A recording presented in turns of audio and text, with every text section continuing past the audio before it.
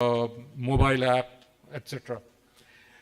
Interestingly enough, and this is a point which is very, very important, more than 50% of the calls that we get on our IVR and on our call center have to do with weather. The farmer wants to know what is going to happen. And because a lot of the decision making that the farmer does depends on weather. So accurate weather information is of prime importance to the farmer. Similarly, can you go to the next slide, please? We have a crop operation center which operates in the same manner. Basically, the idea is to generate advisory which is actionable for the farmer, personalized, localized, and modulated by the weather conditions. Next slide, please. We have the Livestock Operation Center operating in a similar manner. Next. We also do remote sensing. We have a team of GIS experts and image processing experts. We do crop identification, yield estimation, and disease identification, etc. Our algorithms are currently focusing on 7 major crops: rice, wheat, tobacco, cotton, potato,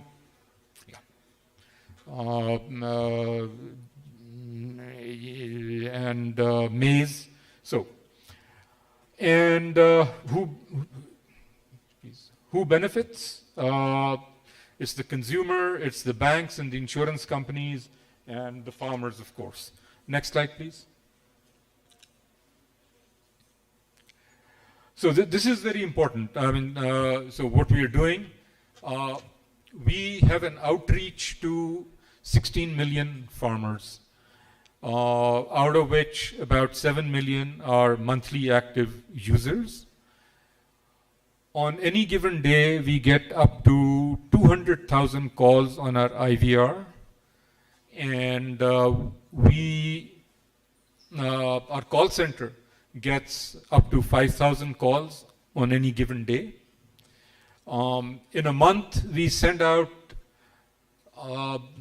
over 500 million text messages, which tell the farmers about the forecast and what to do. So that gives you an idea of the scale at which we are operating. Next slide. And to do what we are doing, we have developed strategic partnerships with telecom operators, with logistics companies, large food processors, and that allows us to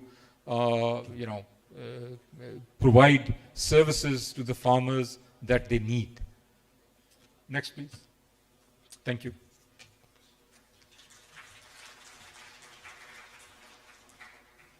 Thank you so much, Dr. Fuad. I think we have time to take a few questions now. Will we have mics for the questions, or you can just stand up and ask your question? First, the gentleman in the black.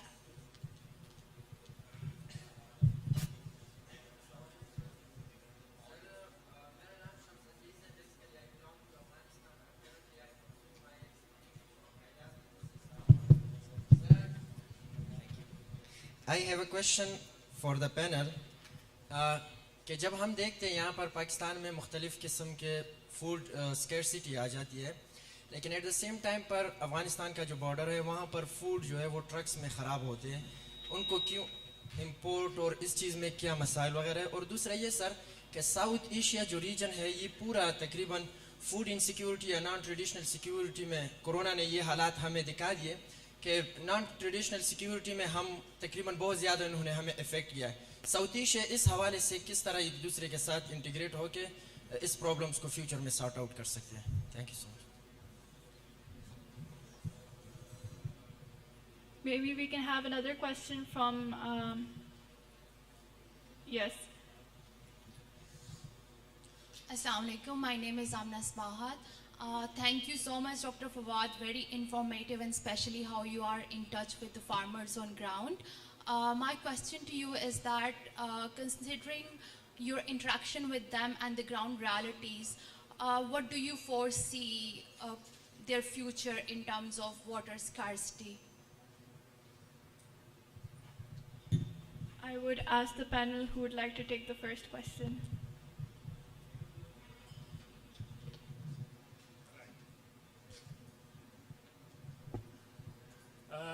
जहाँ तक अफ़गानिस्तान के साथ या trade का ताल्लुक है, देखिए food commodities पे ऐसी कोई इवन हमारे अपने with in the country food commodity पे कोई टैक्सेस नहीं है। इवन हम जो पल्सेस इंपोर्ट करते हैं उसकी प्रोसेसिंग पे दाल मिल से कोई टैक्स नहीं है, कोई वहाँ मतलब कि जनरल सेल्स टैक्स नहीं है, कोई वैल्यू एडेड टैक्स नहीं है। इसी तरह अफ़गानिस्तान के साथ हमारी जितनी भी आज भी अगर आप हमारी फ्रूट एंड वेजिटेबल मार्केट में जाएं तो मोस्टली जो फ्रूट है वो अफ़गानिस्तान से ही आ रहा है, राइट। और जो देखिए कंट्री टू कंट्री ये तो वहाँ पॉलिसी लेवल की बात होती है कि कैसे आप टेरिफ एलिमिनेट कितना कर सकते हैं, कितना रिड्यूस कर सकते हैं। मैं खुद चूँकि एग्रीकल्चर ट्रेड ज़्यादा डील करता हूँ उस साइड पे भी, और जहाँ तक ये सार कंट्रीज़ हैं या एससीओ में हम ये अभी साइन कर रहे हैं कि टैरिफ जो है वो बिल्कुल एलिमिनेट हो जाए। टर्मिनोलॉजी जो एलिमिनेशन का होता है वो टोटली एलिमिनेट नहीं होता, लेकिन ये जो ट्रेड में टर्मिनोलॉजी होती है ट्रेड टैरिफ एलिमिनेशन, इसका मतलब reduction.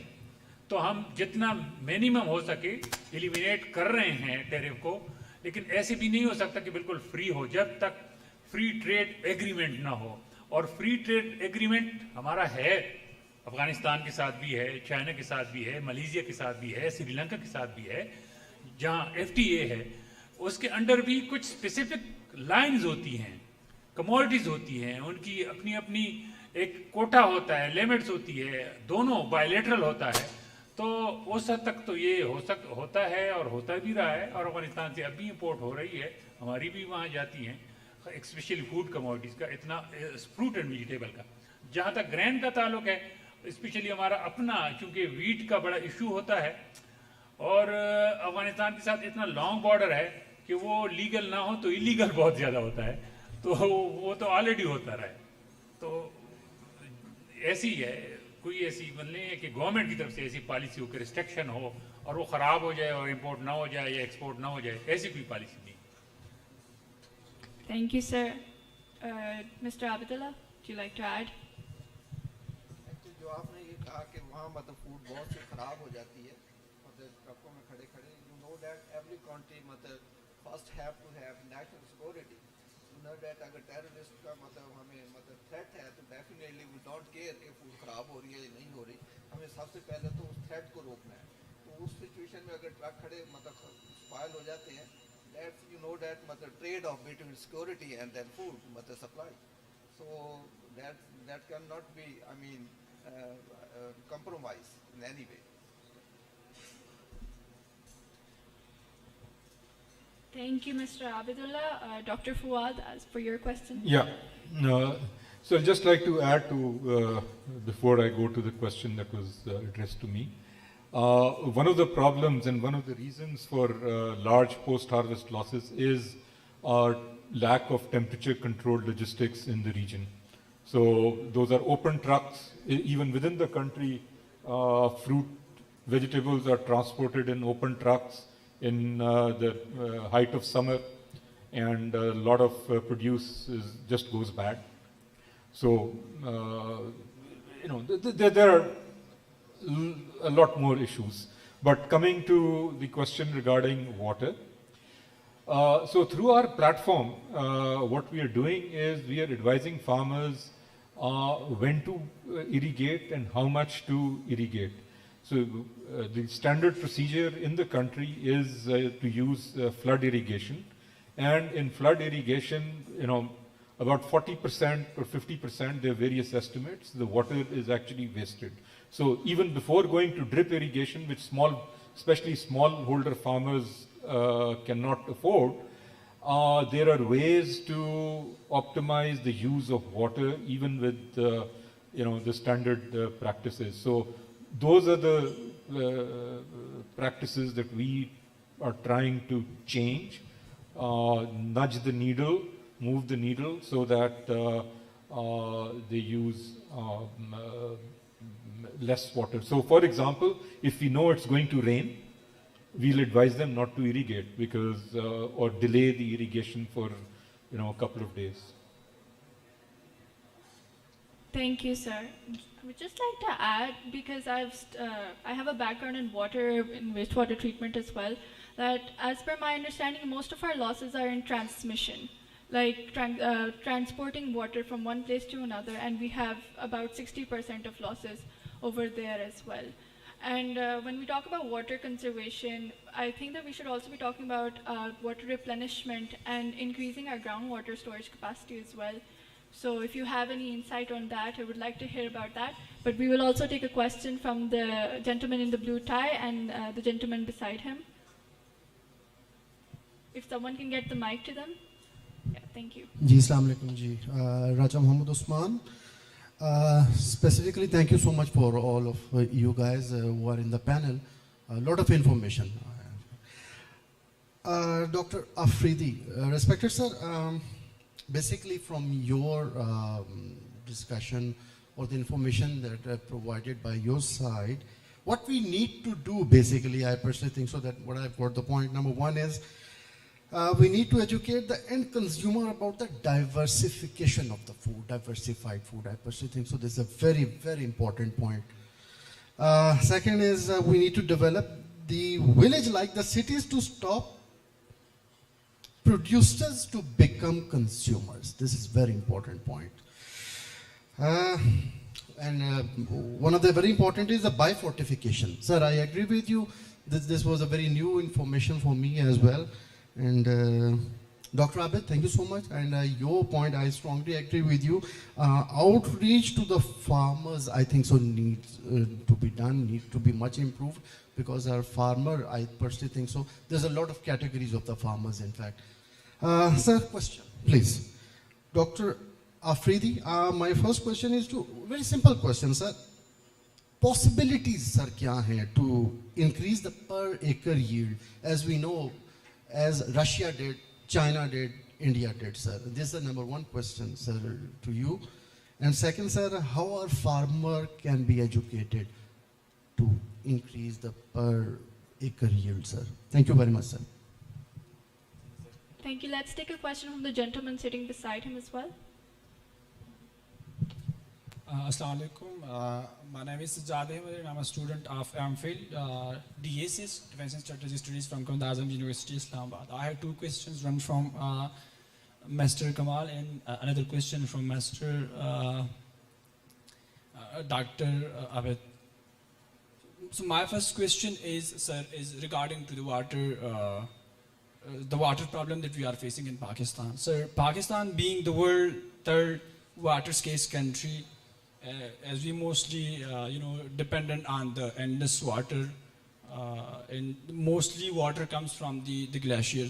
So the problem that we have with India on water diversion or whatever problem that we have with India, so where Pakistan stands in hydro diplomacy with India. So what is the current position of hydro diplomacy of Pakistan with India on water issues, of the Indus water issues? The second question is from Dr. Naim, and that is, sir, what sort of climate smart agriculture strategies should be chalked out to, to sort out the such kind of distressing challenges that we are facing in foods and security? Thank you.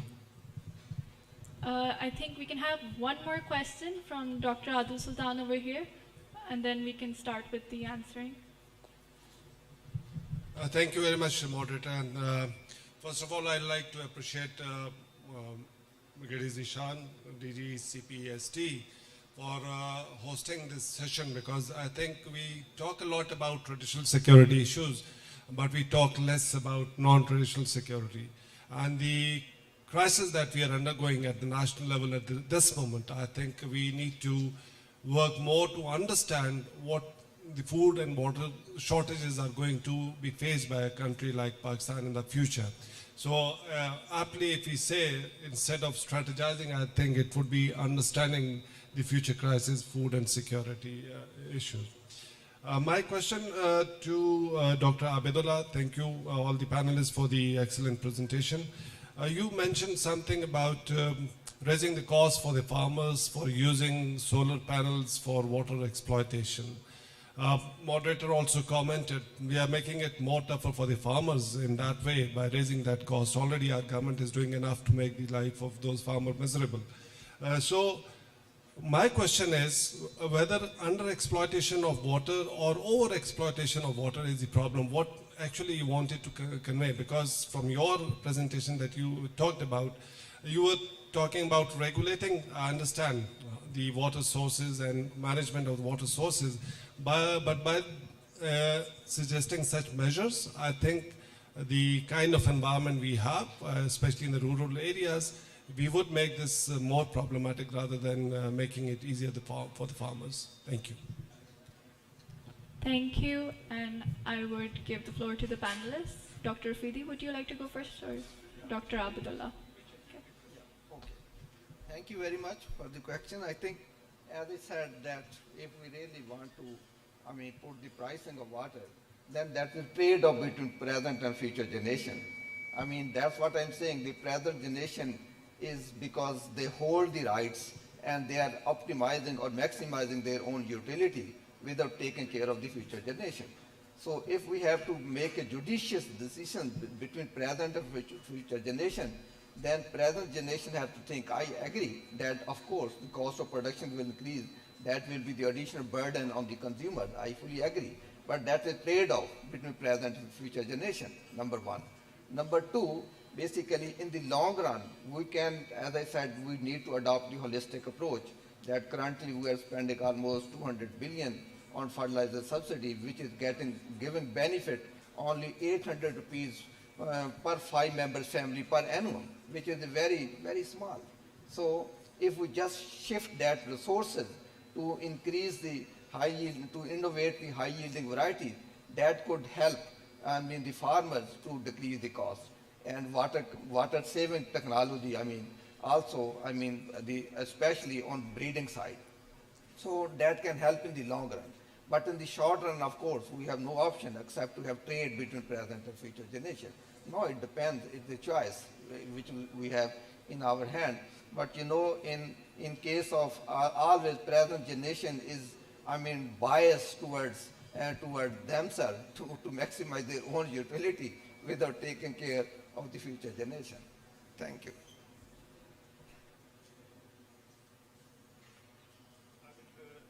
I respond to my colleague question that how our farmer can be educated and well trained. I think that we need to educate our consumer first, right? Because there are a lot of issues with consumer, not with producer.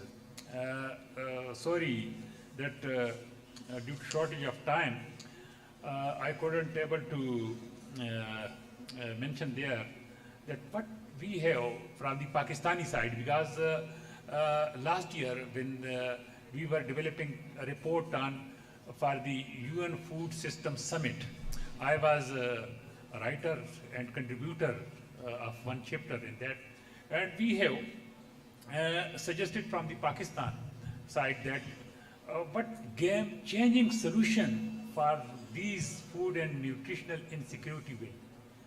And now, so many ministries have taken the initiative on these game-changing solution, and these are first that we have a very comprehensive dietary guidelines from the Ministry of Planning and Development. So we need to promote food consumption based dietary guidelines based on regional food type. First, that we should print and translate into local languages the dietary guidelines that have been developed by the Ministry of Planning and Development. Second, that nutritional labeling, that all kind of products we are producing for the children, for the adults, the label should be, the packing should be labeled very, very clearly, that what is the base of this product, what ingredient it contains. And similarly, school feeding program and Ministry of Health along with the Ministry of Education have started school feeding program in 100 schools of Islamabad. This is a program, one healthy meal every day, every child, at least. So under this project, 100 school children are covered, and school feeding program has been initiated on pilot basis in Islamabad, and then it will be spread out to other provinces and country level. Kitchen gardening club. We are initiating kitchen gardening club in, especially in Islamabad, Peshawar, Lahore, Faisalabad. These are the 4 cities that we are creating kitchen gardening clubs. We are going to initiate because if you provide seed, fertilizer, and so many inputs to the household, they are unable to grow that vegetable or commodity. But what we are doing, that at NERC, we are devising such kind of strategies that there will be big pots.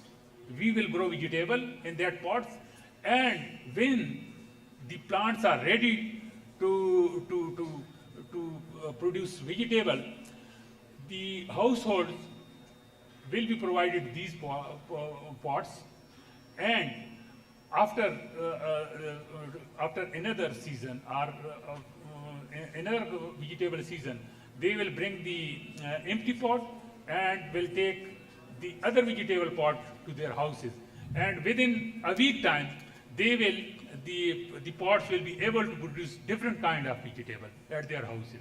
So this is another kind of project.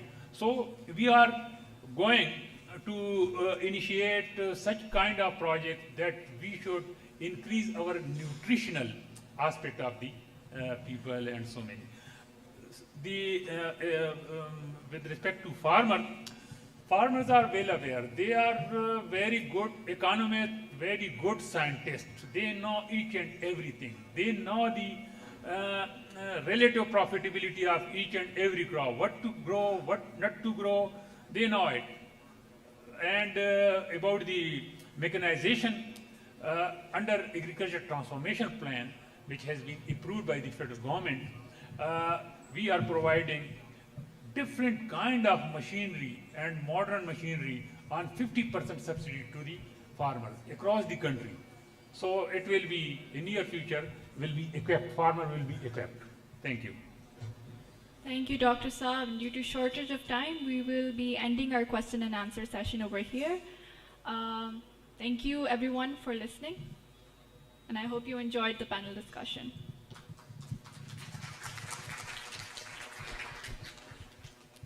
Thank you, Amira, and thank you to our worthy guests. I would welcome on stage Lieutenant General retired Naim Khalid Lodhi to talk about the relationship between food security and national security.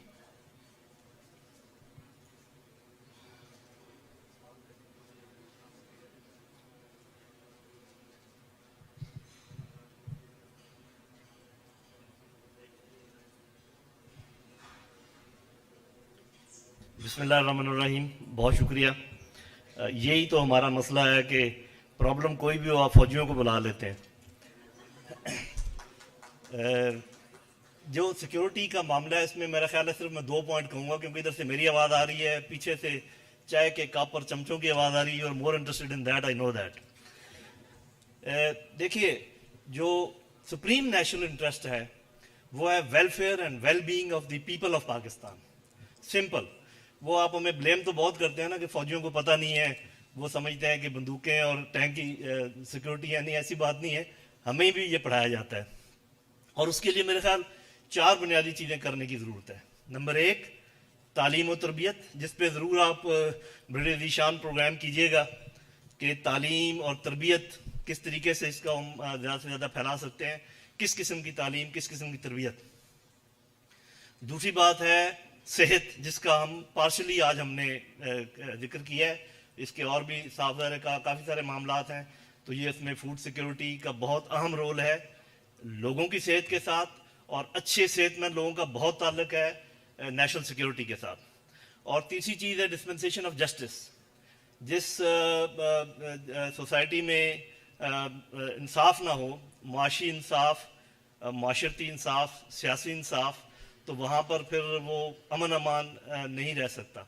और आखिरी चीज़ है equal economic opportunities की अगर वो इंसाफ में आ जाता है एक तरीके से, तो ये चार चीज़ें आप इंश्योर कर लें, तालीम और तरबियत, सेहत, इंसाफ एंड इकनॉमिक अपॉर्चुनिटीज़, और बाकी ये हमारे बच्चे खुद ब खुद इस मुल्क को आसमान तक पहुँचा के दिखाएंगे। अलबत्ता एक और सिक्योरिटी का मैं जिक्र ज़रूर करूँगा, इससे हट कर है लेकिन चूँकि मुझे इधर बुलाया गया है, वो बहुत इंपॉर्टेंट है। That is perception management, your secure minds. जिक्र किया था मेरे ख्याल किसी एक स्पीकर ने कि वो बहुत सारी चीज़ों को नहीं मानते जो कि आपको बताई जा रही हैं कि यहाँ पर ये इस चीज़ की कमी है, उस चीज़ की कमी है। तो मेरे बच्चों याद रखो, उससे ज़्यादा आपकी इज्जत कोई नहीं करता जितनी कि आप अपनी इज्जत खुद करते हैं। तो ये जो आपको बताया जाता है आप किसी काम के नहीं है, आप ज़मीन पे लगे हुए हैं और दुनिया कहाँ से कहाँ पहुँच गई, इसमें कोई शक नहीं है, इसमें बहुत सारा सच है और उसको हमें ओवरकम करने की ज़रूरत है। लेकिन ज़रूरी नहीं कि हर चीज़ को आप मान जाएं। जो बड़े मुल्क हैं इनमें जहाँ मिलिट्री प्रोवेस है, इकोनॉमिक प्रोवेस है, पॉलिटिकल प्रोवेस है, सबसे ज़्यादा ताकत उनकी ये है कि वो आपके जहनों पर काबू पा लेते हैं, आपको अपनी नज़रों में गिरा भी देते हैं या ज़्यादा फूंक भी दे देते हैं जब उनको ज़रूरत हो। तो इस चीज़ का आप एहतियात करें, इसमें भी एक सिक्योरिटी का अंसर शामिल है। तो बहुत शुक्रिया ज़ीशान साहब और बहुत शुक्रिया CPSD की जिन्होंने इस चीज़ का इनेकाद किया, और इंशाल्लाह आगे भी हम देखेंगे कि बाकी जो मैंने सब्जेक्ट का जिक्र किया उस पर भी काम करेंगे। तो चाहे आपका इंतज़ार करिए। Thank you very much.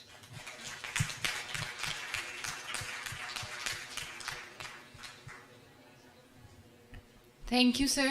Ladies and gentlemen, it's now time for the tea break. We will resume here in 15 minutes, inshallah.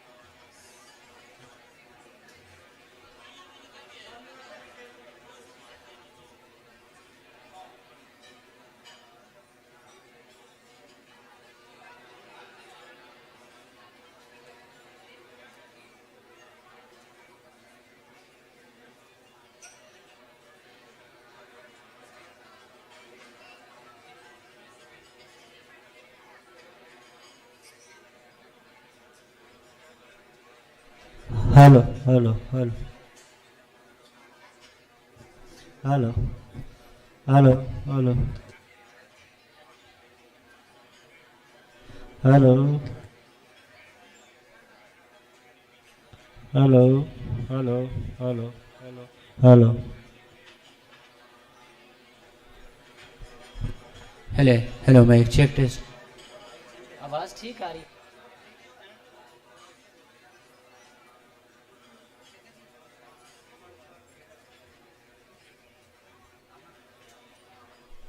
Hello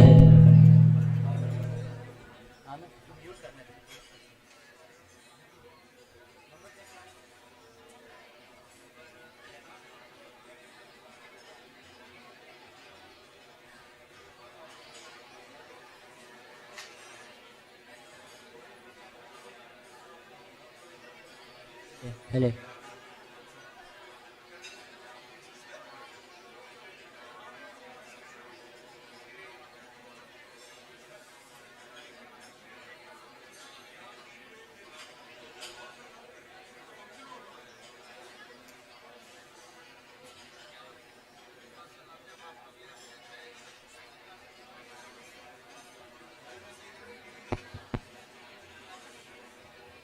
hello hello mic check test 1 2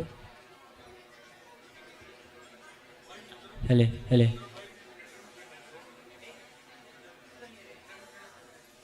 hello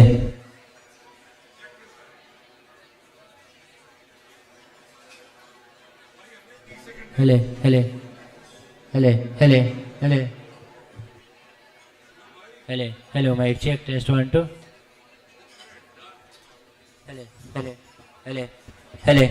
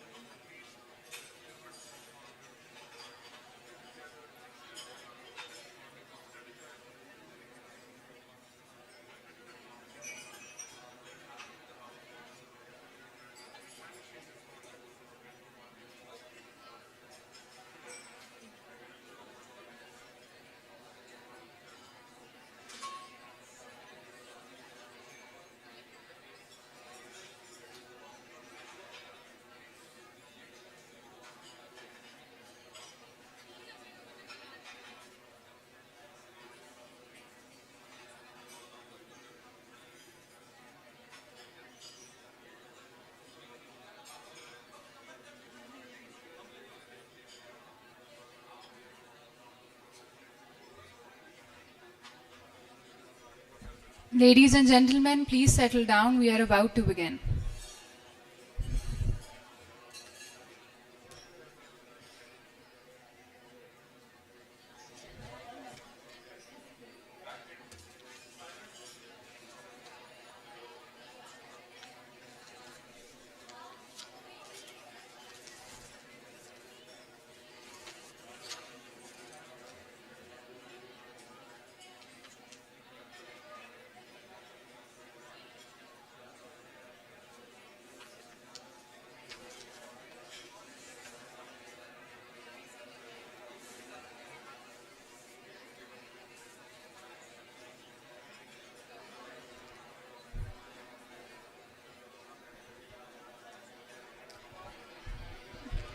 Ladies and gentlemen,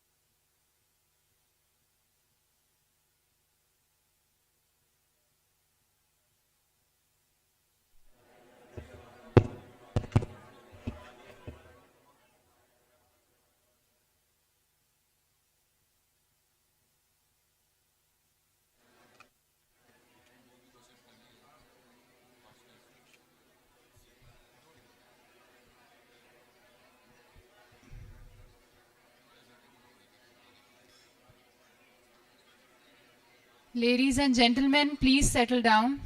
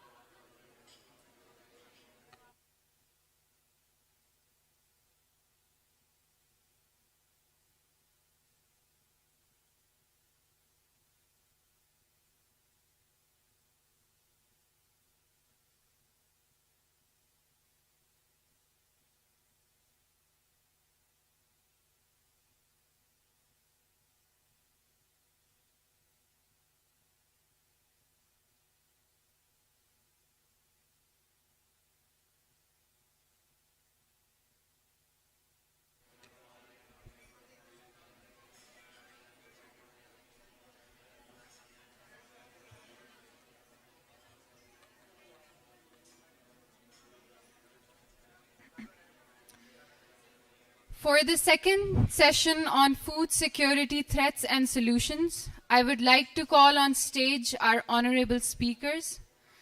Mr. Bilal Anwar, Chief Executive Officer, National Disaster Risk Management Fund. Dr. Amir Irshad, Head of Program, FAO.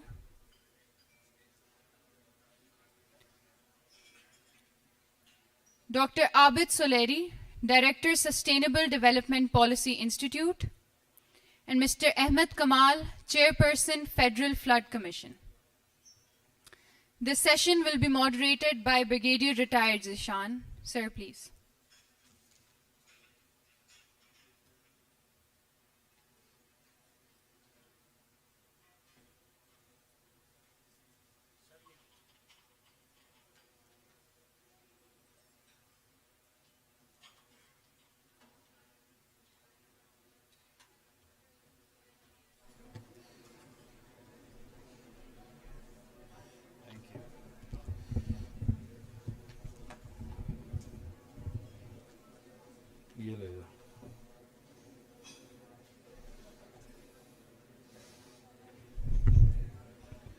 Bismillah ar-Rahman ar-Rahim.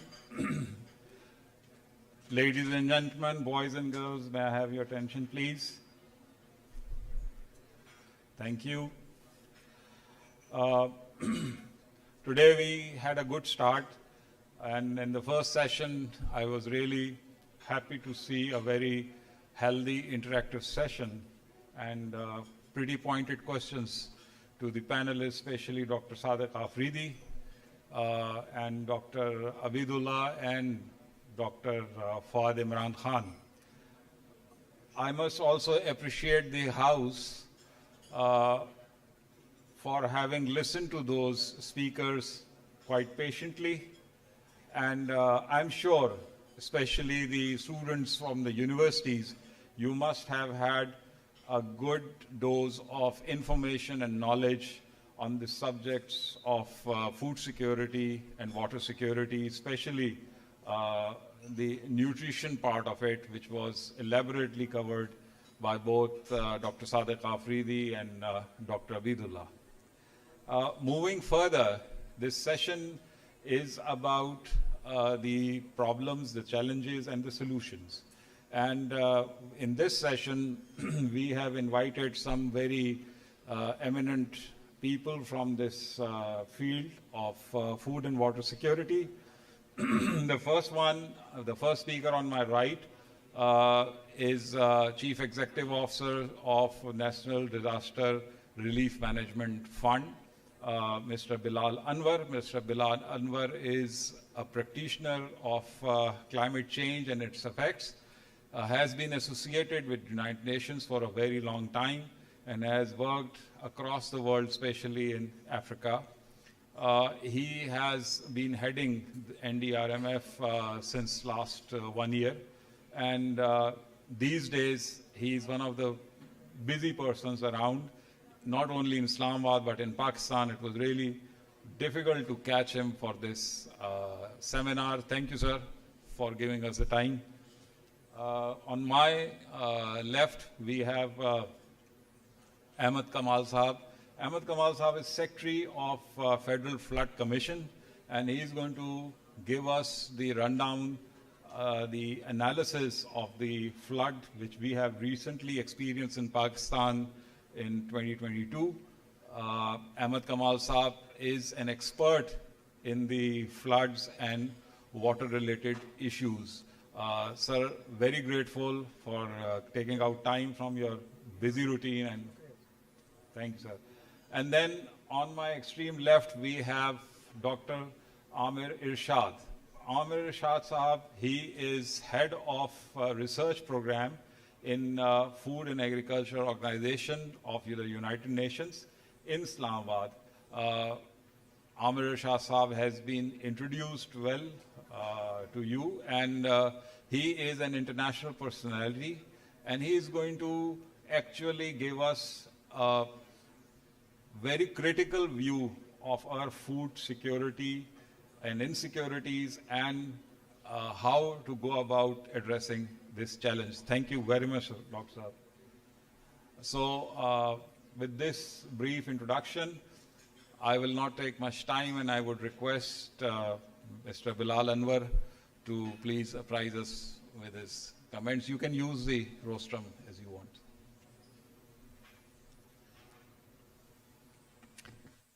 Bismillah Rahman Rahim, and thank you very much. It's such a pleasure to be here, Brigadier Zishan. And first of all, many, many congratulations for organizing this session.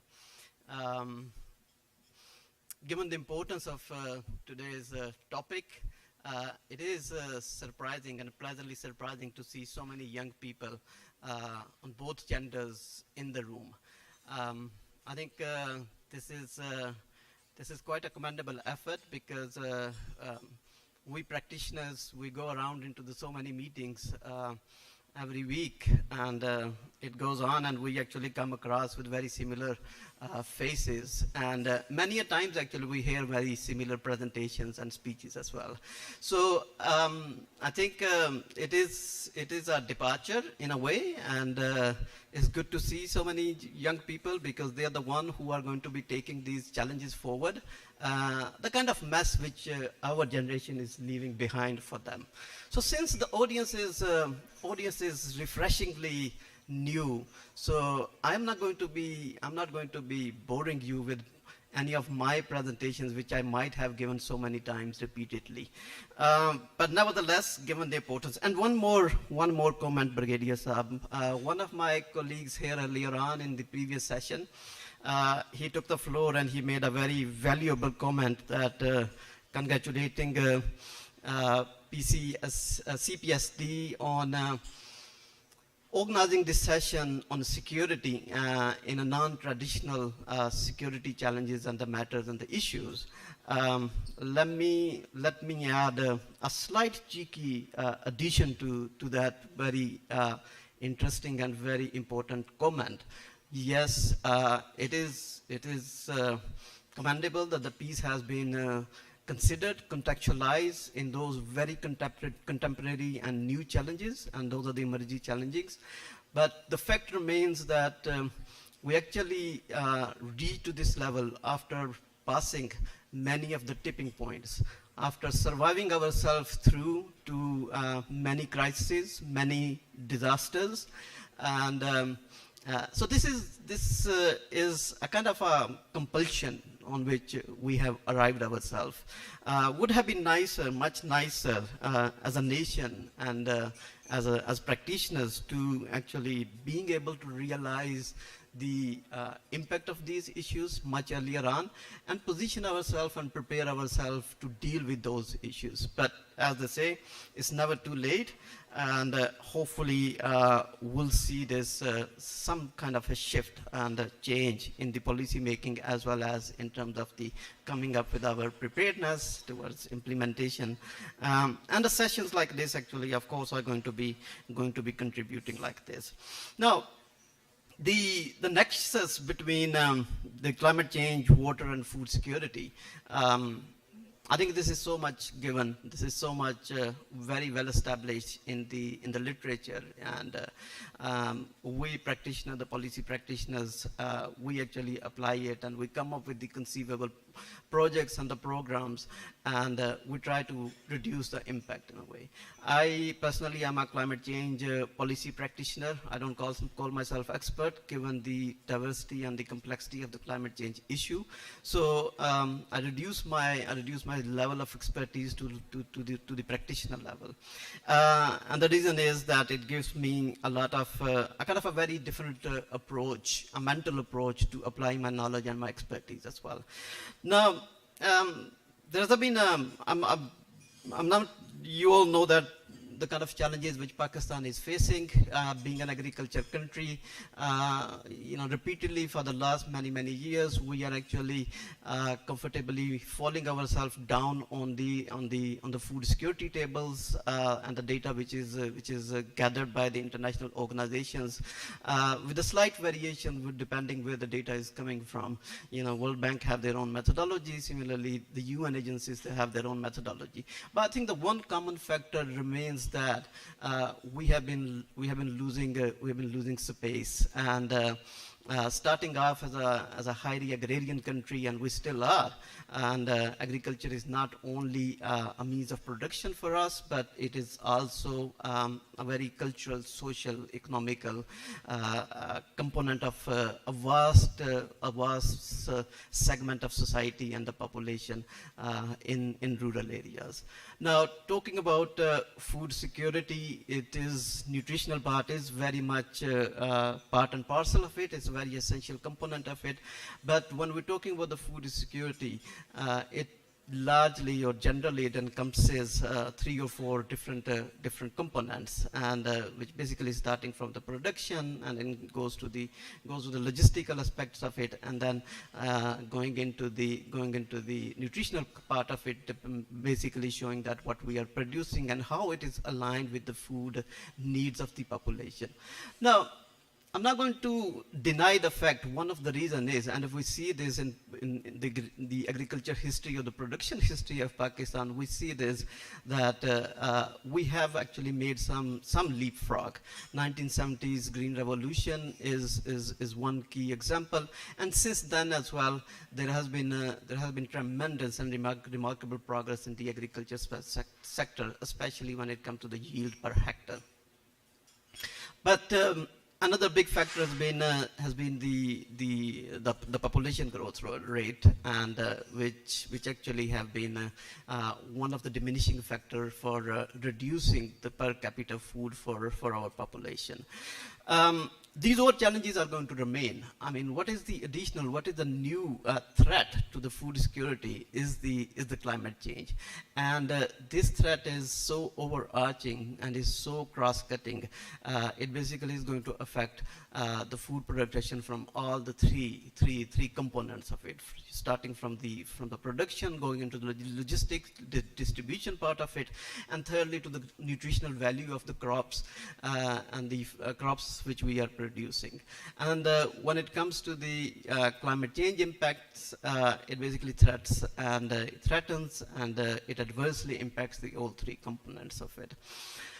Now, there are people and there are studies which have been actually highlighting that this is a looming threat. This is an emerging threat, and any country like Pakistan, who's highly dependent both in its GDP contribution as well as the food needs, has to be a lot more alarmed and has to be a lot more conscious about it. Some work has been done, and we see a lot and we hear a lot of talk about the climate smart agriculture practices. Since I have been tasked and have been mandated to talk about the strategies, and it has become quite a buzzword and a fashionable to say the climate smart agriculture practices. And I must also say that my own organization, National Disaster Risk Management Fund, under our climate change portfolio, we also supporting several activities in different parts of the world, which basically are to promote the climate smart agriculture. I must say that, and I've been studying this, and I've seen some of it in the first hand in my previous life while working in Africa, where the shortages are a lot more acute than Pakistan. And a number of attempts there has also been made. Some successful, some not successful. I think we need to learn from those experiences from the other parts of the world, and try to customize and come up with the approaches which are a lot more suitable, a lot more bespoke to our domestic need. Now, being a practitioner, if you ask me how do I see what is a climate smart agriculture, I would say that this is basically invigorating or reinvigorating the incorporation of agriculture, expansion, production, and the climate change receptionist of the changing weather patterns. It's easy to say and apply this definition, but it is extremely difficult, because I was quite surprised, pleasantly surprised some of the work which Bakhabar Kisan people are doing, and I think this is the kind of education, this is the kind of incorporation and engagement we need to do that. Informing them, engaging them about the changing weather pattern, the disasters, I think this is absolutely fundamental. But I think this is, you know, if you want to reinvigorate, if you want to incorporate the weather patterns into the agriculture expansions and the production systems, that needs a lot more than that.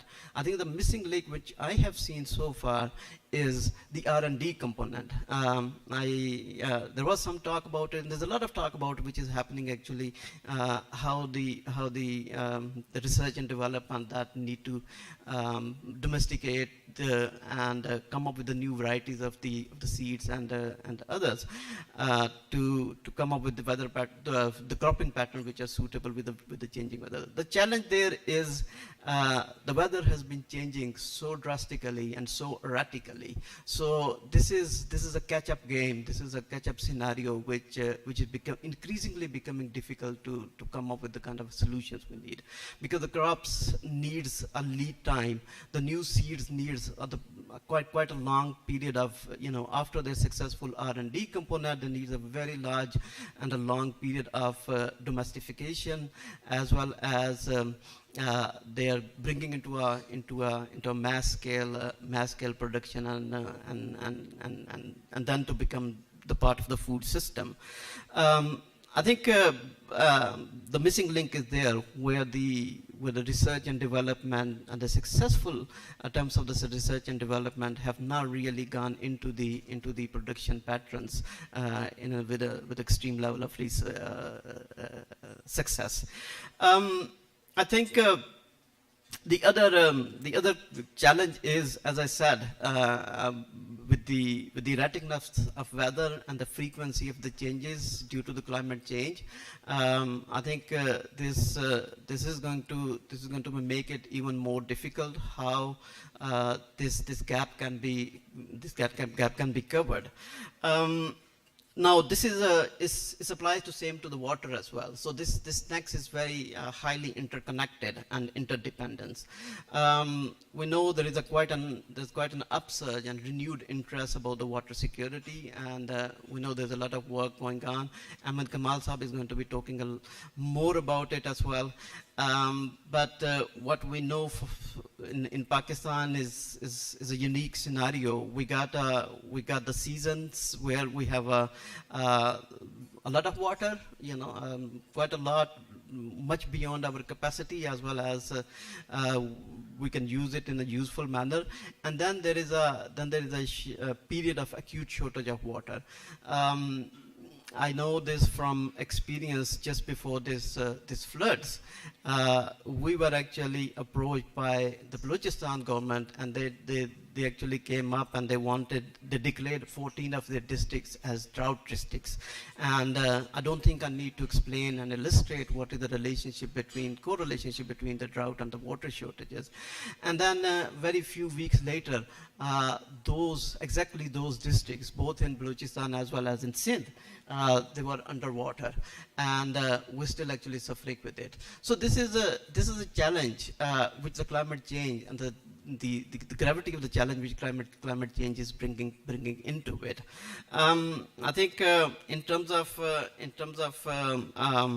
kind of viable and workable strategies, I think what is more important is there is a need to invest considerably more what we are currently doing into the sustainable agriculture practices, and to come up with the projects and to come up with the varieties of the crops which are resilient to the new heat levels, as well as the other weather patterns, because the seeds and the crops are so sensitive to the changing weathers.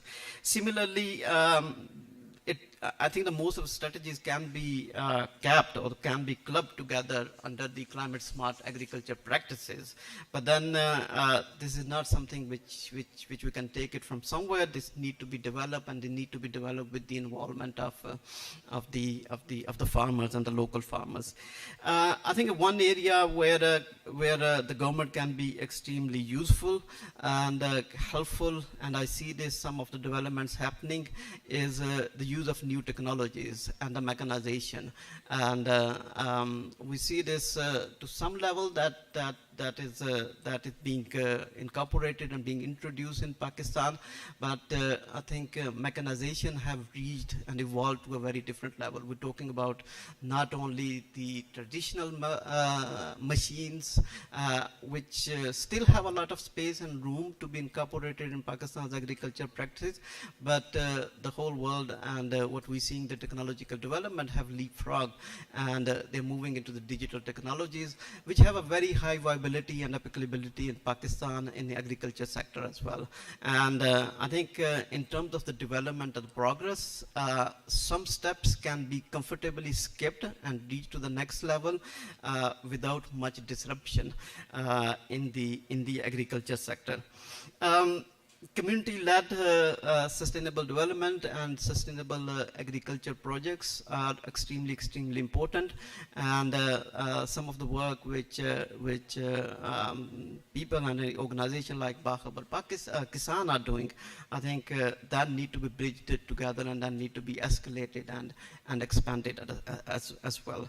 So I mean, just few thoughts. I'm leaving with all of you, and once again, congratulations for this session. You have really done a commendable job, and thank you very much. Thank you, Mr. Bilal Anwar. You have very appropriately highlighted the aspects of climate change, that it's a looming threat, it is imminent, it is right in front of us, and it is in the global context, but its effects are to be experienced by countries like Pakistan, and we all know what we have experienced recently in terms of the floods and heavy rainfall in Balochistan and what havoc it played in various parts of Pakistan. You have also highlighted that the crop cycles will be very severely impacted because of this erratic weather behavior, and as you have said, that this erratic weather behavior cannot be forecasted very accurately as of now. So there is a very important need to educate our agricultural community, and you have appreciated the Bakhabar Kisan initiative here of Dr. Fawad Imran Khan, and the sustainable development of agriculture community. So these were the highlights by Mr. Bilal Anwar. Sir, thank you very much.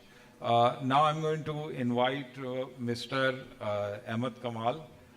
He is the expert on floods, and he's going to apprise us with the effects of the current floods which we have faced in Pakistan. Mr. Ahmed Kamal, sir. Bismillah ar-Rahman ar-Rahim, with the name of Allah.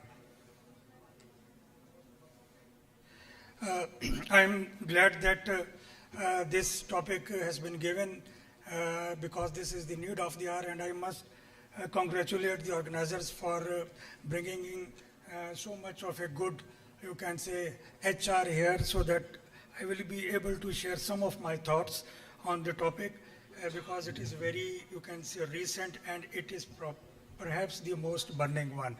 Can you lagaiega ji presentation?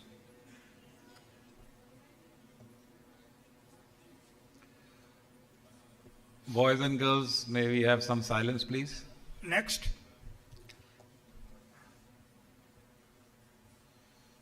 I'm just going to talk a little bit about the floods of 2022, what are the major issues and challenges, what were the rainfall extremes, what were the dynamics of this monsoon season, and at present what we are with regard to the floods in the country, and what would be few key suggestions that we should now consider for implementation in order to avoid such sort of a calamity in future. Next, please. As you are aware that Pakistan is not a major contributor to greenhouse emissions globally, but we are most of the time Pakistan is the victim of climate or we can say very extreme climate events. 2010 we talk a lot always, but before that in 1992 there had been perhaps the major floods of the history. That was, you can say, surpassed by 2010, and now 2010 has been surpassed by the 2022. It has a different dynamics compared to the other floods. We had a southern and the central parts of the country received most of the rains, particularly Balochistan, Sindh, and the urban areas of Balochistan and Sindh. River Swat and Kabul also experienced unprecedented flash flooding. I'm going to talk a little bit about on that as well. Flood ranging from 419,000 cusics to 600,000 cusics at Kotri. They had been, that has been addressed quite well by the managers of the Tarbela as well as the Chashma reservoir, specifically in the context of very heavy rainfall upstream in the Swat and in the Kabul River catchment areas. We had about 84 districts of the country badly hit, and this is compared to 2010 floods. We had 78 districts in total. Those were, you can say, hit badly. Next, please. I'm not going to talk about these, districts and all that. Let's go next, please. Next. Next. What are the major issues and the challenges that we have, found to be in front of us? No telemetry system for the far-flung areas of the country, including GB, AJK, merged area, as well as Balochistan. There are so many small rivers, streams there, which are ungauged. Their water is not known to us. Their water quantity is not known to us. Their damage potential is not known to us. Then, no measurement system at Pak-Afghan border. There is much flows that we receive from the Afghanistan side. There had been some exercise made in the past after 2010 floods to get into some sort of a MOU with Afghanistan for data sharing and all that. Perhaps that didn't, meet the success. Now I think that this situation is there again. Then no functional flood water data sharing between India and Pakistan. In 1999, we had a very good system. Up till 1999, we had a very good system with India and Pakistan. And by virtue of that, we used to receive inflows, outflows of all the dams and barrages in India on Ravi, Satluj, and Beas. In addition to that, we used to receive the levels of the dam, what water that is coming into that dam, what is the meteorological situation, on the upstream side of those structures or the dams. But after 1999, India unilaterally stopped that arrangement and only, restricted to the provision of outflows from these structures. This was completely stopped after 2018. As of today, after 2018, we are receiving, you can say, nil from India with regard to whatever flows that are coming from that side. And we are just banking on, you can say, 5 or 7 days data that is present on various Indian sites of their meteorological departments. And based on that, some, estimations is made for the future forecast by the Met Department. Apart from that, then there is a changing monsoon patterns due to increased climate vulnerability. After 2010 floods, there was an exercise made between Pakistan Met Department as well as the University of Tokyo, and that has brought out the fact that there is a shift in the monsoon from northeast to northwest about 80 to 100 kilometers, and that has brought additional 25 districts of KP 14, KP 11 and Punjab 14 into the climate vulnerability or the monsoon vulnerability of the country. So meaning thereby that the monsoon in future is going to be more impactful on Pakistan. There are no flood forecasting and early warning system for the cities except for Rawalpindi, Islamabad. In our National Flood Protection Plan that was conceived in 2017, there were 20 most vulnerable cities, brought out or identified with regard to urban flooding. And among those, Rawalpindi, Islamabad was one of those cities. And now we have a very good forecasting system with regard to rainfall in Islamabad and Rawalpindi. The best aspect about that system is that before that system, the people living in the, you can say, downstream areas of Rawalpindi, they used to get just 10 minutes of notice with regard to what water they are going to have from the upstream. Now, the time available to them is more than 90 minutes. So, since then, there is no, you can say, casualty or no damage has been reported by virtue of the installation of this system. So, similar flood forecasting and warning system needs to be placed in the vulnerable cities. And then we have Pakistan Met Department has limitations with regard to its medium and long range forecasting. Although they have got a very good radar system now installed at Islamabad, and that is providing them medium range forecasting from Peshawar to upstream of Multan. But rest of the country is devoid of that, and that is now the need of the hour. Apart from that, there is an inappropriate land use or encroachments in the floodplains and drains. In 2016 rather, we had a River Act prepared that got passed from the relevant forums, and that was handed over to the provinces for legislation and for enactment through their provincial assemblies. Only KP as well as Punjab, they have put those legislation into action. Remaining are still, not doing anything. But despite that, this year we have seen so much of a buildings on either side of the channels and on the river system. This speaks of the fact that we prepare laws and we prepare plans, but when it comes to their implementation, being the devolved subject under 18th Amendment, we see the lacking there. And then the poor drainage system of major cities. This year, we have experienced perhaps historically, you can say, a historic event wherein the entire province of Sindh is underwater, and the entire drainage system of Sindh, so much of a money spent on that is not working, is malfunctioning, and there is no operation and maintenance regime present there. So these are the major issues and the challenges that we have seen. Next, please. Just a few single slide about the rainfall extremes this year. Pakistan Met Department forecasted that we are going to have about 40% above normal rainfall during the monsoon. The normal rainfall for the monsoon is 140.8 millimeter. This means that 140.8, we can add 40% to that, and that will be the rainfall we are going to receive.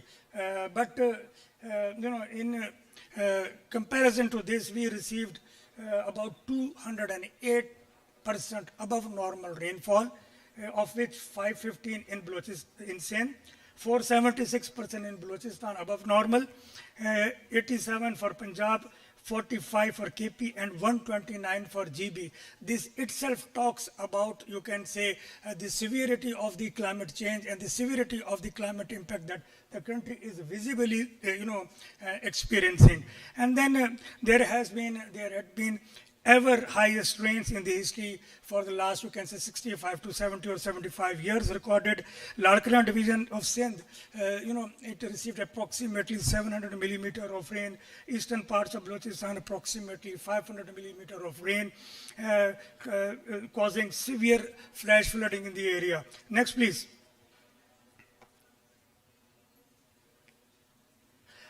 Coming to the flood dynamics, let me share with you with regard to monsoon in Pakistan, the traditional track of the monsoon is, when it takes off from Bay of Bengal, it has two destinations to have a downpour there. Number one, on the upstream areas of River Indus, upstream of the Tarbela Dam, or otherwise between the catchment areas or between the two rivers of Jhelum and Chenab. So this trend for the last 4 or 5 years is, getting away with. This year, when we got the first monsoon depression from the Bay of Bengal, according to Pakistan Met Department, there had been a severe low pressure developed at the border of Sindh and Balochistan. and that low pressure, sucked entire monsoon low and whatever the seasonal low from the Arabian Sea, bringing the moisture in. And that had resulted in the deviation of the track of the monsoon low, and it has first impacted the southern part of the country, that is Balochistan, followed by the urban areas, and then it had a movement upwards towards the southern Punjab. It had a very heavy downpour in the hill torrent areas of DG Khan and Rajanpur. That had brought historically ever highest, you can say, rain discharges into the Indus River upstream of the Tonsa barrage. And that basically was the one when there was a flooding in the riverine system initiated. Then there was a, I have already talked about finally on the 25th of the last month, there was a sudden, you can say, heavy rainfall that was experienced upstream of Munda headworks in KP, as well as upstream of the Mohammed Dam or the under construction Mohammed Dam in KP. And that had brought historically high inflows in river Kabul to the tune of 3,15,000 cusecs. Kabul, if it takes 100,000 cusecs, we say that there is an emergency. So this year it has brought 315, and at that time our Terbela Dam was filled to its capacity. In the end, I'm going to let you know with one slide that how this, entire maximum brunt of water that was, coming was negotiated well or taken care of in order to stop further downstream flooding from Chashma, Tonsa, Guddu, Sakhar and Kotri. Next, please. Then the torrential flows from Balochistan contained along the FP Bandh. Flood protection bandh is a bandh which stops the water that is coming from Balochistan hill torrents. So there had been much water there because of the very heavy flows in the Balochistan hill torrents. I'm going to show a picture on that as well. Rather, I'm going to go there and then explain there. Apart from that, in order to ensure that the water is not retained in the province of Sindh, there had been some breaches. Those are affected in the Manchar Lake as well as in the certain other bandhs like the Ladkana 7 bandh, in order to ensure that the cities are not flooded to a larger extent of time. Rather, they should be dewatered at the earliest. Next, please. I just intended to show you that at present there is no flood situation in the country. Our all river system is normal. We have got our Terbela reservoir, the main reservoir, which feeds water to the nation during the dry period, is filled to its capacity. However, the Mangla Dam is still, you can say, about 50% empty, because there has been a deviation in the monsoon season, irrespective of what was happening in Balochistan or in Sindh. There had been no rainfall in the catchment areas of Jhelum, so that's why we were not able to fill our Mangla Dam. And water level has also, water is receding in the province of Sindh. Let's go to the next slide, please. This is the Sindh drainage system. आपके पास वो flash drive है, वो pointer है? Okay, नहीं है तो कोई बात नहीं. You can see, on the left side there are small rivers which are, just hitting the FP Bandh. The top point is the Hamal Lake and the bottom point is the Manchar Lake. All this water contained on this side, and there had been about more than 250,000 cusecs of water that was, that became the part of the Manchar Lake. Now we are working on a proposal that in future, if similar situation happens, why should not we connect the Hamal Lake with the Manchar Lake in sort of a channel, so that whenever a heavy flow comes both from top as well as from the hill torrents of the Balochistan, that water is safely taken to the Manchar Lake, and from Manchar Lake it is discharged into the Indus River. Next, please. These are the DG Khan and Rajanpur hill torrents, which I intended to show to you, just for the sake that, on the main Indus, so much of, from both sides, there are various hill torrents, the name is given over there, which brought so much of a water from both sides. There had been no small dam or medium dam there. There is no water carrying channel there. So all the water that ultimately was, discharged into the Indus River. Now there is a plan how well we can place some small dams there to contain the water of these hill torrents. And once the water in the Indus River recedes, those dams are, then you can say lowered with regard to releasing their water into the Indus River system. Next, please. I just wanted to show two more slides before going to the key suggestions. When the situation happened on 25th of August, and it was told by the Met Department that a flow to the tune of 800,000 cusics is going to hit the Chashma Reservoir. So we, between 25th to 30th of August 2022, we managed the reservoir in a way that we tried to dewater it under a certain specific circumstances, so that whatever water that is coming from top is contained in that space, which we made between 25th to 30th of August. Next, please. Similarly is the situation with the Tarbela Dam. Next. Now some key suggestions. I've already talked about that. There is a need of a master plan for Synth with regard to, taking care of its drainage system, comprehensive study and project implementation based on study for remodeling of already constructed drains, MNV drain, LBOD, RBOD, etc. There are different drain systems in this Synth, keeping in view the exceptional rainfall of 2022 and potential for conservation of torrential flows. This can be done under our existing National Flood Protection Plan 4. Then urban flood management is a dire need. That needs to be focused more. We need to have flood SOPs by district administrations and DDMA so that the people are warned well ahead of time.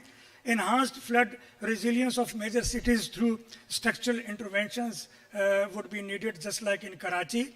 And then construction of large dams along major rivers in order to ensure at least the flood mitigation aspects. Next, please. Water storage as well as flood dispersal structures along major hill torrents. I intend to say that whenever a much high discharge is coming from hill torrent, its damage potential is very strong, and by virtue of that, so much of kacha houses and all that, goes out by virtue of the damage potential. We need to have some water diversion structures or water dispersion structures. कहने का मतलब जी ये है कि पानी अगर 1 lakh cusec आ रहा है तो हम उसको 10-10 हज़ार क्यूसिक की मुख्तलिफ लड़ियों में तोड़ के उसको नीचे कम तादाद में पानी को जाने दें, ताकि उसका जो डैमेज पोटेंशियल है या जो उसकी कह लीजिए कि तबाही देने की जो उसकी सलाहियत है वो ख़त्म हो जाए. So such structures are now direly needed. Development of micro watersheds, that is mini dams construction in rain-fed areas to promote rain-fed agriculture and to minimize the risk of flooding. It is needed as well. Early approval and enhancement and enactment of provincial river acts. मैं आपको already बता चुका हूँ that the province of Punjab, province of Balochistan, Synth, AJK, GB, they have yet to put these acts into action. Then procurement of mobile weather radars in order to have nowcasting. Nowcasting is a term used for very close, you can say, forecasting. अगर हमें अगले 3 से 4 या 6 घंटे के अंदर situation बदलने का खतरा कह लीजिए कि ख्याल में हो कि सिचुएशन ऐसी बन रही है, तो so these mobile radar system which are mounted on the vehicles, वो वहाँ पे हम जाके पार्क करते हैं, and once those are parked there, whatever situation that develops, वो locally उसके ऊपर forecast generate करते हैं, so that we can have a at least कम से कम जो इंसानी जाने livestock और जो movable property है वो उनको बचा सकें. These are the few locations जो कि find out किए हैं हमने पिछले कोई 10-12 दिनों की छोटी मोटी research में. Next, please. Replication of urban flood management system, similarly मैं आपको बता चुका हूँ कि जिस तरीके से हमने रावलपिंडी इस्लामाबाद में the system that we have put in place, इसी किस्म का system we need to have in the other parts of the country, and in the other you can say cities of the country which are vulnerable to urban flooding. Then flood telemetry system for hill torrents, now it is a dire need, खास करके DG Khan, Rajanpur and Kirthar range जो हिल torrents है वहाँ के लिए, these are for Balochistan and Punjab, including expansion of gauging system, especially for drains in Synth province. Whatever drains that we have got at present in Synth, there is no drainage system, there is no gauging system for there. So we need to have a gauging system for them so that we at least know that this much of water is coming and this much water is going to be removed from it. And then establishment of regional flood forecasting center. Let me share with you, at present there is only one flood forecasting center in the country, that is in Lahore. And now there is a dire need to have such similar sort of a flood forecasting centers to be established in Gilgit, Multan, Quetta, Hyderabad, Peshawar, and Muzaffarabad, so that these should work independently, these should forecast independently for their regions, and at the same time, these should be networked with their central station in Lahore, from where the data can be disseminated to entire country, both ways. Apart from that, we have implemented, we have already National Flood Protection Plan 4, but unfortunately there had been no financing plan for that. Now probably the government is thinking over it. Next, please.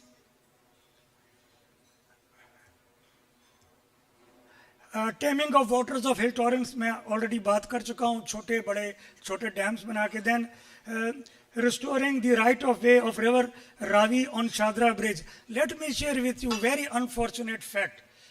Since 2009, out of 36 bays of Shadra Bridge on Ravi, its 18 bays are closed.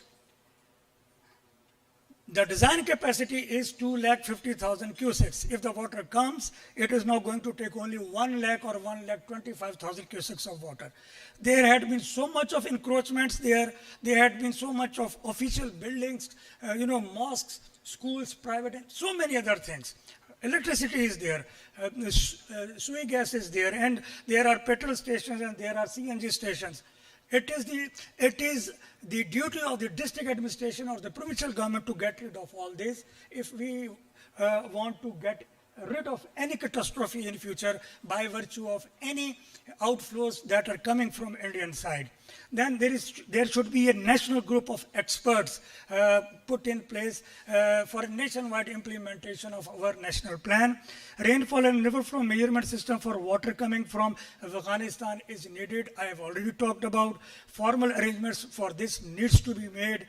And then we need to have scenario-based flood routing or routing SOPs for our dams. इसका मतलब ये है कि let's say there is a scenario when there is no rainfall upstream of Tarbela. So what sort of SOP we would be using at that time? Secondly, if there is only single weather system is there, what sort of SOPs we would be using there? And thirdly, if there are more than one weather system like Bay of Bengal, westerly wave, seasonal low, if all these three superimpose and there is a danger of a major flood, how that can be managed by effective management of the dams from Tarbela, Mangla and from Chashma. Next please. आप सबका बहुत शुक्रिया जी.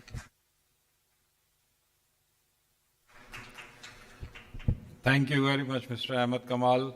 A very informative presentation, basically about the impact of floods 2022 on Pakistan. Some of the highlights which I would like to repeat, that 84 districts in Pakistan are declared calamity hit. And as he has highlighted, there is no telemetry system, there is no flood data available from Afghanistan, there is no regional flood coordination or forecasting center.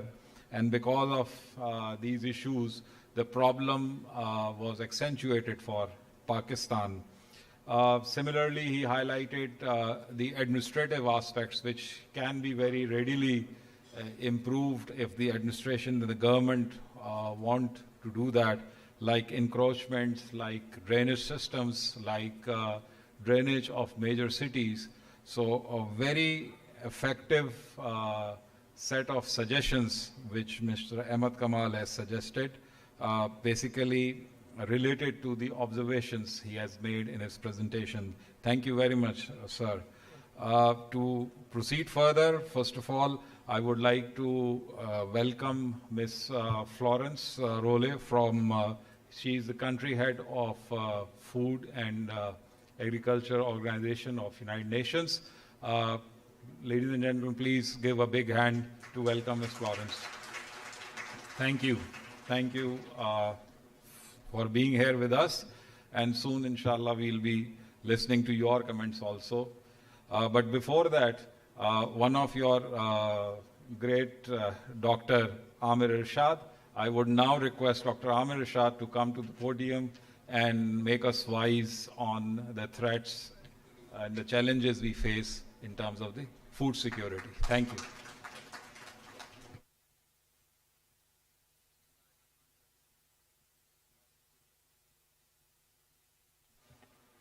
Bismillahirrahmanirrahim. Brigadier Zishan Sahab, colleagues, ladies and gentlemen, Assalamu alaikum.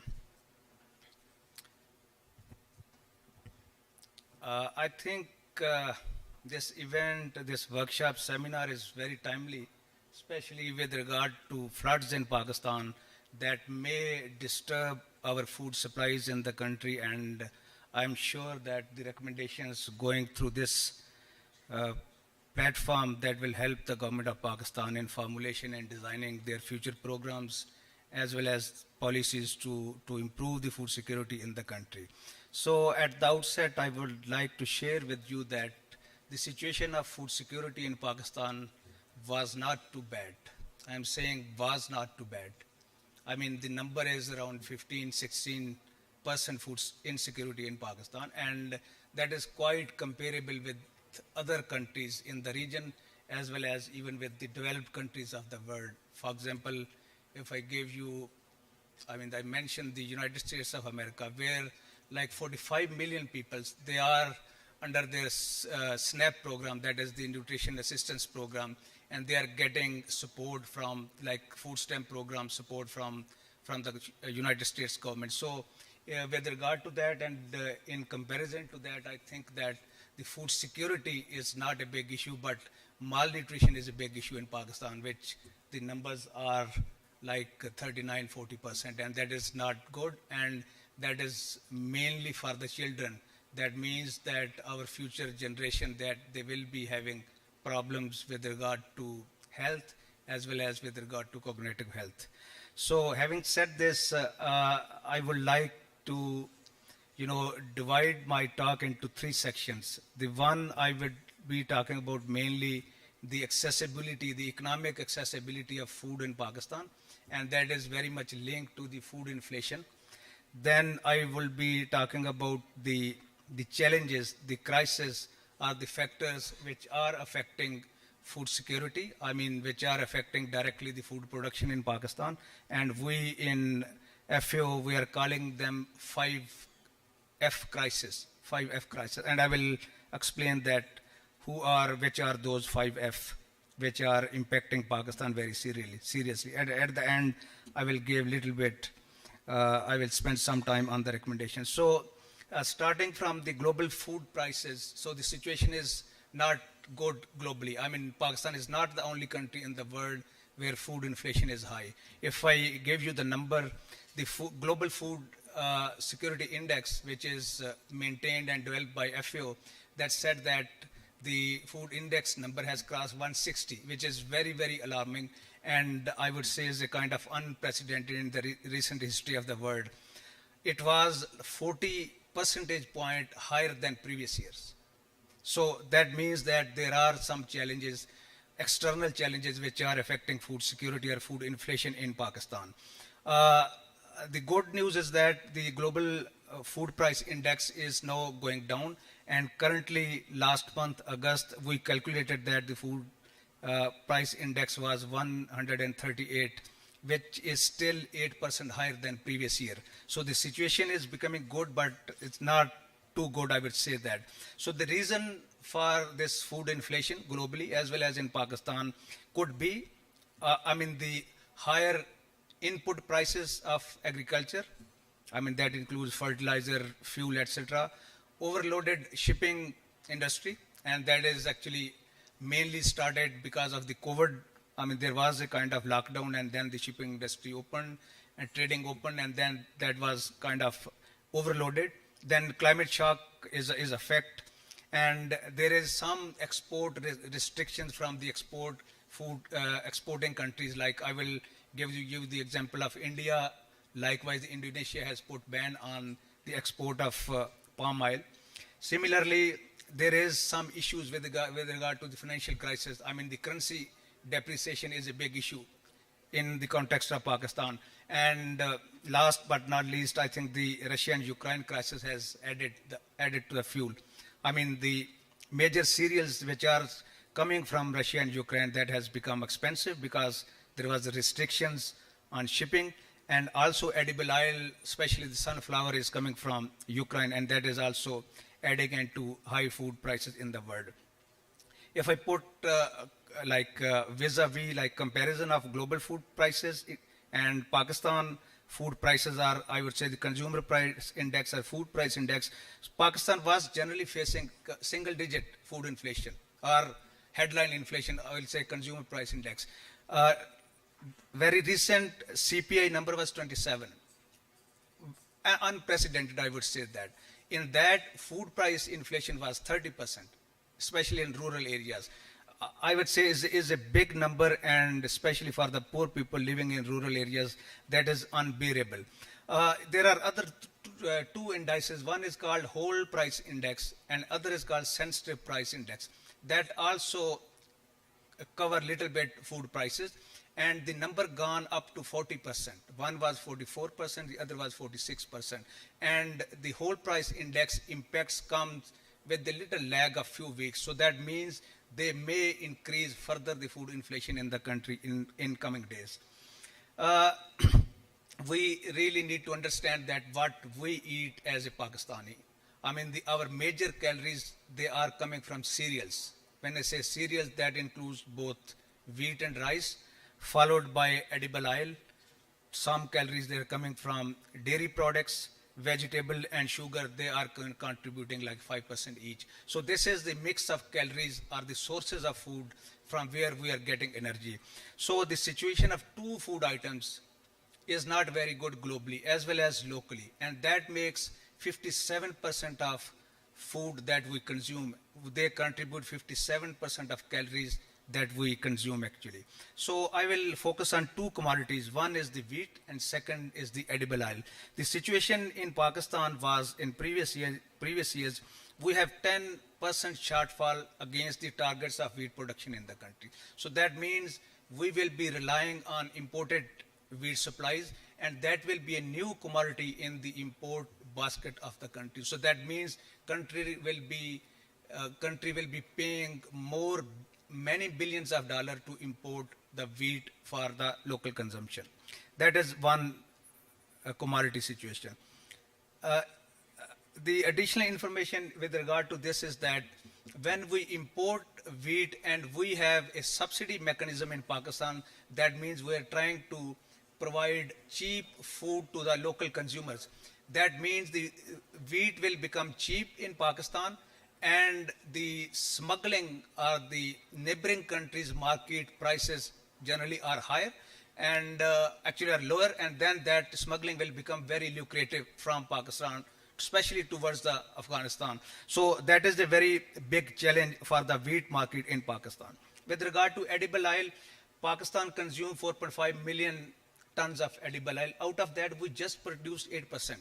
That means remaining 88%, like 92%, we are relying on imported supplies. And our major edible oil, they are coming from Malaysia and Indonesia. And you have seen in the media that in the crisis situation, Indonesia has put the ban on export of edible oil, not only to Pakistan, but every other countries in the world. So current import of edible oil in Pakistan is $3 billion. And if I translate this $3 billion to rupees, Pakistan rupees, that makes almost equal to our whole development budget. So this is actually the cost of import of edible oil in the country. The third thing is that our all animal feed ingredients, with few exceptions, that is all imported. So that means the poultry meat will become expensive because we are importing the breed, we are importing medicine, we are importing vaccines, and we are importing soybean as well, which is the main source of protein for the animal feed. So that means the poultry meat will become expensive because we are all relying on imported supplies. The fuel, very important factor of production for agriculture, and you know the situation of fuel globally as well as the diesel and petrol prices in Pakistan, and I think I don't need to go into the detail. Fertilizer is 50% contributors towards the total production, and the fertilizer prices in the last two years has gone up 4 times. So that means if farmers was spending 1,000 rupees to buy one bag of fertilizer, now they have to spend 4,000 rupees per bag. And actually the actual price is of DAP is 13,000 rupees per bag in the country. That was used to be 2 to 3 to 4,000 maximum. So that means it will be adding into cost of production for the farmers, and that will be translating into the higher consumer prices in Pakistan. Import bill of food. 2 years ago, our import and export was almost equal. $4.7 billion worth of food items we were exporting. Similar kind of we were exporting or importing. So that means we were kind of self-sufficient with regard to food in Pakistan. This year, we imported $8 billion worth of food items. Next year, I'm sure it will cross $10 billion because wheat will be very important, major commodities in the import food basket. So, you know, when our imported food increase, I mean the quantity increase, the dollar to rupee parity, you know, is not in our favor. There is a kind of financial crisis. So that means the imported food will be very, very, very expensive in our local market. And that will again add into consumer food prices in Pakistan. So financial crisis, I think I already mentioned this, you know, this dollar parity. The floods and situation, I think Dr. Sulairi Saab will talk on this in detail, but I would like to mention that the acreage that has been affected because of the floods, there is variation, or there is a varying kind of information that we are receiving. Some sources, they are saying that 5 million acres have been damaged. Some other sources, independent sources around the globe, they are saying that the 5 million acre number is not correct. It may be more than that. Maybe it's 8 million, maybe it's 9 million acre. So if you can imagine if 9 million acre food or the cotton has been gone out of the rural economy, how that will be going to affect the livelihood as well as the buying capacity of the people, especially in rural areas. So just to make a comparison, Ahmed Kamal Sahab gave you very good, you know, information of current flood. The damages of 2010 flood was like $20 billion, and around 20 million people were affected. So the damage need assessment is going on with the help of United Nations, World Bank, Asian Development Bank, European Union, and JICA. I mean, we will get the number in a 1 month time, but if I make comparison, 20 million people affected 2010, 33 million affected people now. So that means the losses will be more than $30 billion. And the finance minister has already it's mentioned somewhere in the news that the losses could go beyond $30 billion.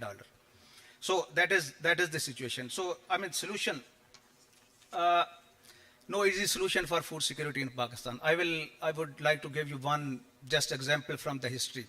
After World War II, there was a crisis around the globe for food security. And that was the very reason why the Food and Agriculture Organization was established in 1945. The German was hardest hit, and there was a food control system there. The government was giving like ration card to the consumers, and there was long queue and long lines, and people were not getting sufficient food to feed their families. So there was one guy, his name was Ludwig, that later on became the Chancellor of Germany.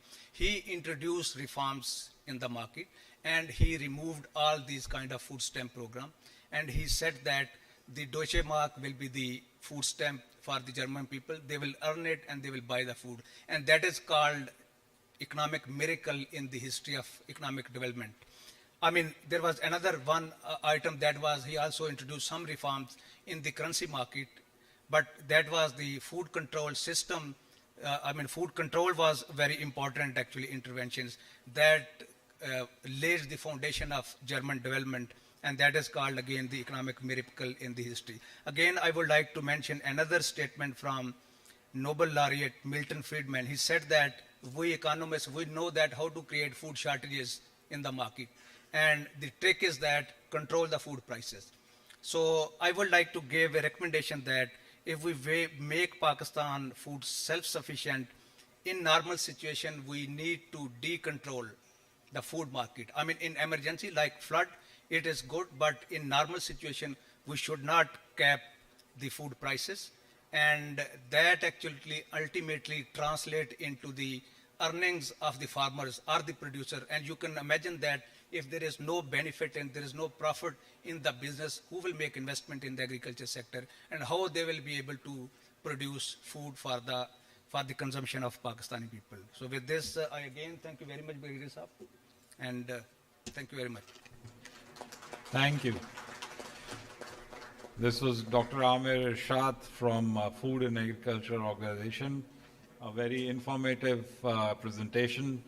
I missed maybe the meat of it, but still what I gathered was the challenges faced by the farmer community, the agriculture community, the sharp rise in the growing cost for the farmers, and then the suggestions he has made of decontrolling the food prices, certainly in situations where the market is working normally.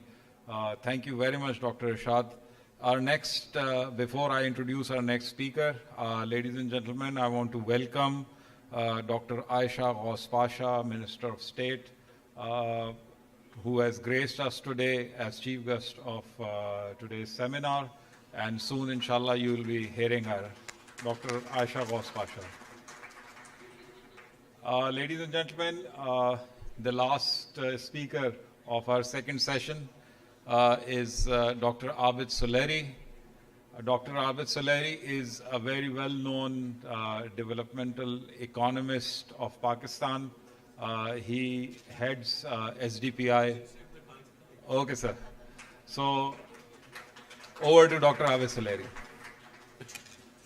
Thank you, Brigadier Sir. I thought a couple of minutes that you will spend in introducing me, I can utilize them for my discussion points. Good afternoon, ladies and gentlemen. As always, it's always a pleasure to interact on this forum of CPSD on the issues of the day. And today we are discussing a very important topic, food security challenges amidst floods. Thanks, Dr. Amir, for setting the scene. You have put the context right, and you have made my task much easier. But let me give you some macro picture where we were before the flood hit us, and we were actually facing a triple C crisis. The triple C crisis that we use is COVID-19, its conflict in Ukraine, and its climate change. So even before these floods, the triple C crisis was already there. And the impact of this triple C crisis, one can try to assess it through some of the international reports. So according to the World Bank estimates, COVID-19, it shrank global GDP by 4.2% in year 2020. And World Bank's estimate was, even before this Ukraine war, that the global GDP would shrunk by another 4.4% in 2020. So even before these floods, it was being predicted that global GDP would slow down by at least 4.4%. Now, during last 6 months of Ukraine conflict, again, World Bank and IMF, their reports tell us that global inflation has increased by 2.9%, and it would continue to increase in the next year as well. So, as economists, they know that slow growth and high inflation, in economy they call it stagflation. So we were in a stagflized world before this calamity hit us due to the first two C's, COVID-19 and this conflict. And the reason I'm explaining it because that would affect the capacity of international development partners to work with Pakistan, even if there is a realization now that under climate justice and under various loss and damage mechanisms of climate change, Pakistan needs to be supported in this time of need. But the world overall is, while it's facing stagflation, it is facing slow growth, and it's facing very high inflation, whatever the contribution we would be getting from rest of the world, those would not match our requirement. And then comes the floods.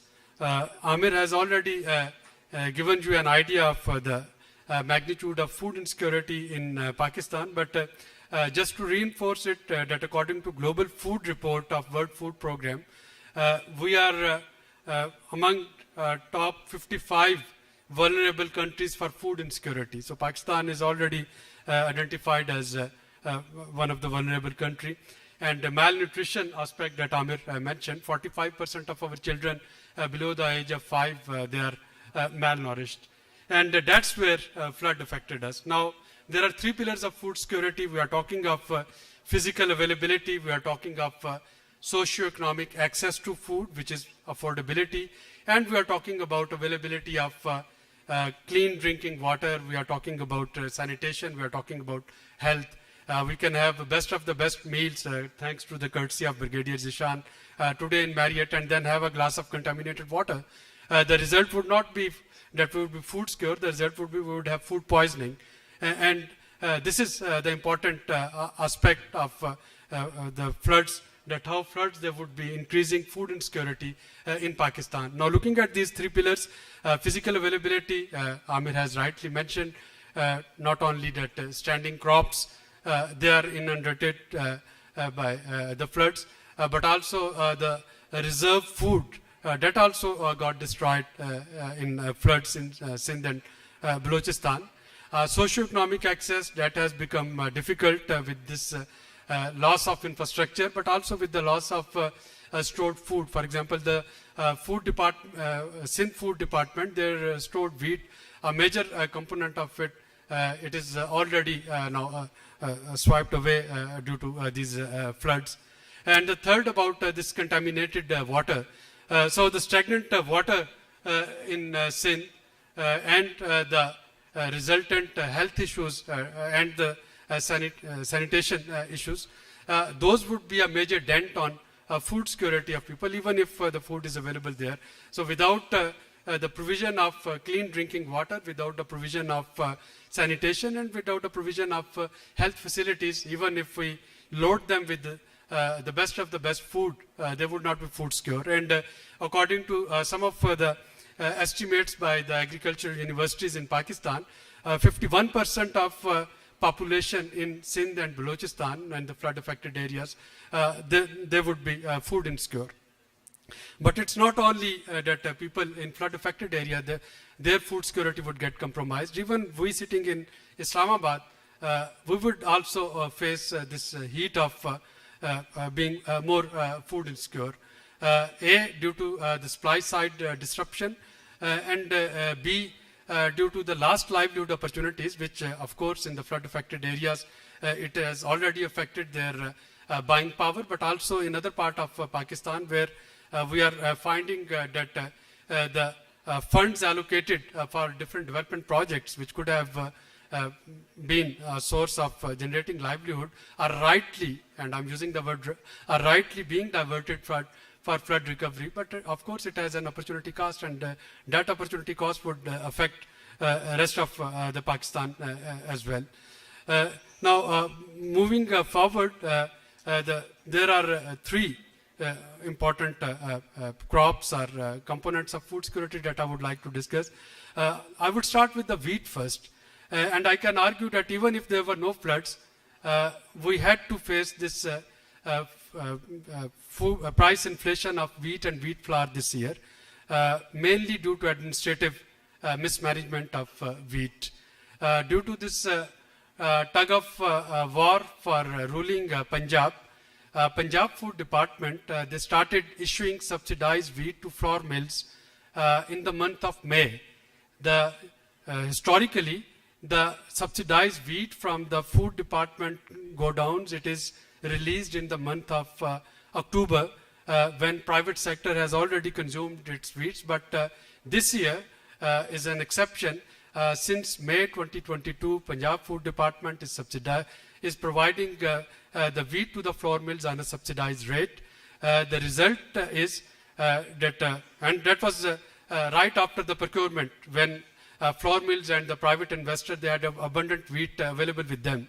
So now with the Synth food stocks, the public food stocks damaged by flood, and Punjab stocks already now depleted and being provided to flour mills, we are facing the heat that wheat flour prices, they are increasing because now government of Punjab would have very limited stocks to supply. The flour mill and the private sector, they would now sell their wheat at whatever rate that they deem like fit, and that would increase the price of wheat.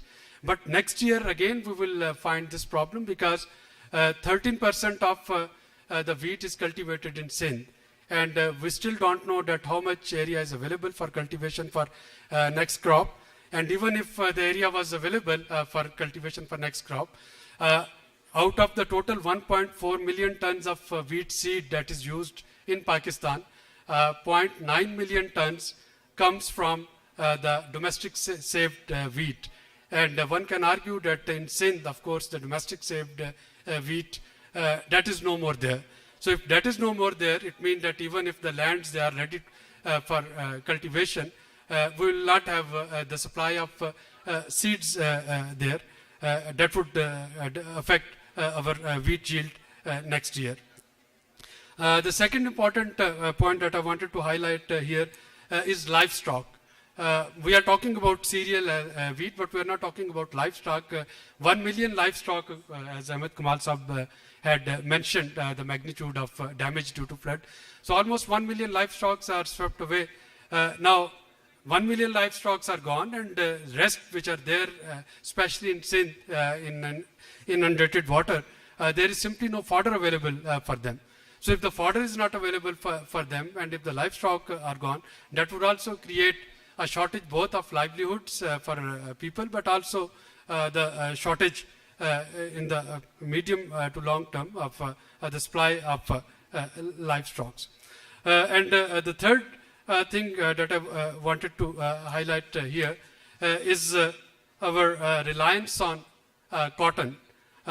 As you know that only last week APTOMA's delegation was in Tanzania to discuss the import of cotton, because they have to take care of the import orders that they are meeting. So if the cotton, standing cotton in most part of Sindh and in some parts of southern Punjab is already gone, it means that now we have to think of our scarce foreign exchange reserves on competing and contesting priorities. We have to take care of our petroleum imports, we have to take care of our wheat import, we have to take care of our edible oil import, and we have to take care of our cotton imports, which would keep on putting pressure on the value of rupee versus dollar. So the things, they are quite challenging. Now, on a way forward, I would say that perhaps it would be difficult to control inflation this year. One welcomes return of Ishaq Dar Sahab, but Ishaq Dar Sahab, one thing that he will not be able to manage is the food inflation. He may be able to manage the oil price hike due to one fortunate trend that one can see in the global markets. The oil prices, they are coming down, providing the government enough cushion to keep on increasing petroleum development levy as per our commitment with IMF without passing its impact on consumers. But on food, it would be difficult, and making the best use of presence of Dr. Aisha was here. The recommendation that I have on food inflation, that all federal government can do is to strengthen social safety nets for food. Federal government would not be able to interfere in government of Punjab's affair. One thing that should be done now is to discourage holding of wheat in Punjab, but that is Punjab's government mandate and Punjab would have to take care of it. But federal government need to strengthen social safety nets. Perhaps they need to think of linking the stipend of BISP with the sensitive price index, so that whatever the payments they are going to the beneficiaries of BISP, they don't get eroded with sensitive price inflation. So if SPI goes on increase by, to 47%, the quarterly payment of 25,000, of course, it would erode. So that needs to be linked with the SPI. The third thing that should be done, at least in the flood-affected areas, and now BISP has the computerized National Socio-Economic Registry available with it. We need to increase the threshold of BISP beneficiaries. Right now, those who are earning, the families, household are earning less than 20 to 25,000 rupees. They are being provided per month. They are being provided this benefit. But one can argue that even those who are earning up to rupees 50,000 rupees, they would be in facing hardship, and we need to think of increasing that threshold. On agriculture, my recommendation would be that even if everything is all set in place for Synth, the major issue would be land tenure. Flood has actually taken away all demarcations, which land belongs to who, and where was this public land, where was this private land. All of this has now vanished, and we need to make the use of GIS mapping. We need to mobilize the provincial revenue departments. They should go to the areas where the water is being pumped out, and they should immediately rectify the land tenure issues, which are now soon, when the water would be pumped out from those villages, you will find the stories that people, they are getting deprived of their land ownership, especially the small farmers who don't have any say in the system. So we need to take care of that land tenure system. And finally, we need to think of district level recovery plans. The plan for province or plan macro level would not work. We know that flood affected areas, they are quite heterogeneous, and even the water recession, that is quite heterogeneous. There would be certain lands on which the water is still standing. There are certain areas where water is either pumped out or getting absorbed in the soil, and there's some areas which have turned into marshes, already water-logged areas. So we need to think of local level disaster recovery plans, and accordingly, those plans, they should be shared with international development partners. I don't foresee any debt relief or debt waiver, but one instrument that we can perhaps make use is a debt swap. Debt swap for flood recovery, we have effectively used it during earthquake of 2005. We have used it for Afghan refugees rehabilitation back in 2000. It can be negotiated with the Paris Club lenders. We need to come up with the local level plans and then take those plans to the Paris Club lenders and try to swap our debt for recovery in those districts. Thank you very much for your attention, ladies and gentlemen. Thank you, Dr. Abid Suleri. As usual, you have been brilliant today also, and you have given some very good suggestions. And you are also fortunate to have in audience the two ministers. So I would also like, ladies and gentlemen, to welcome Ms. Rumina Khurshid Alam, Minister of State. Please give a good hand and welcome Ms. Rumina. So we have had the session of speakers, and we will have a quick round of questions from the audience. Yes, the first hand from the lady there at the back. We will take 3 questions, and then I will request the panelists to answer. So just a second. Kindly take the mic over there.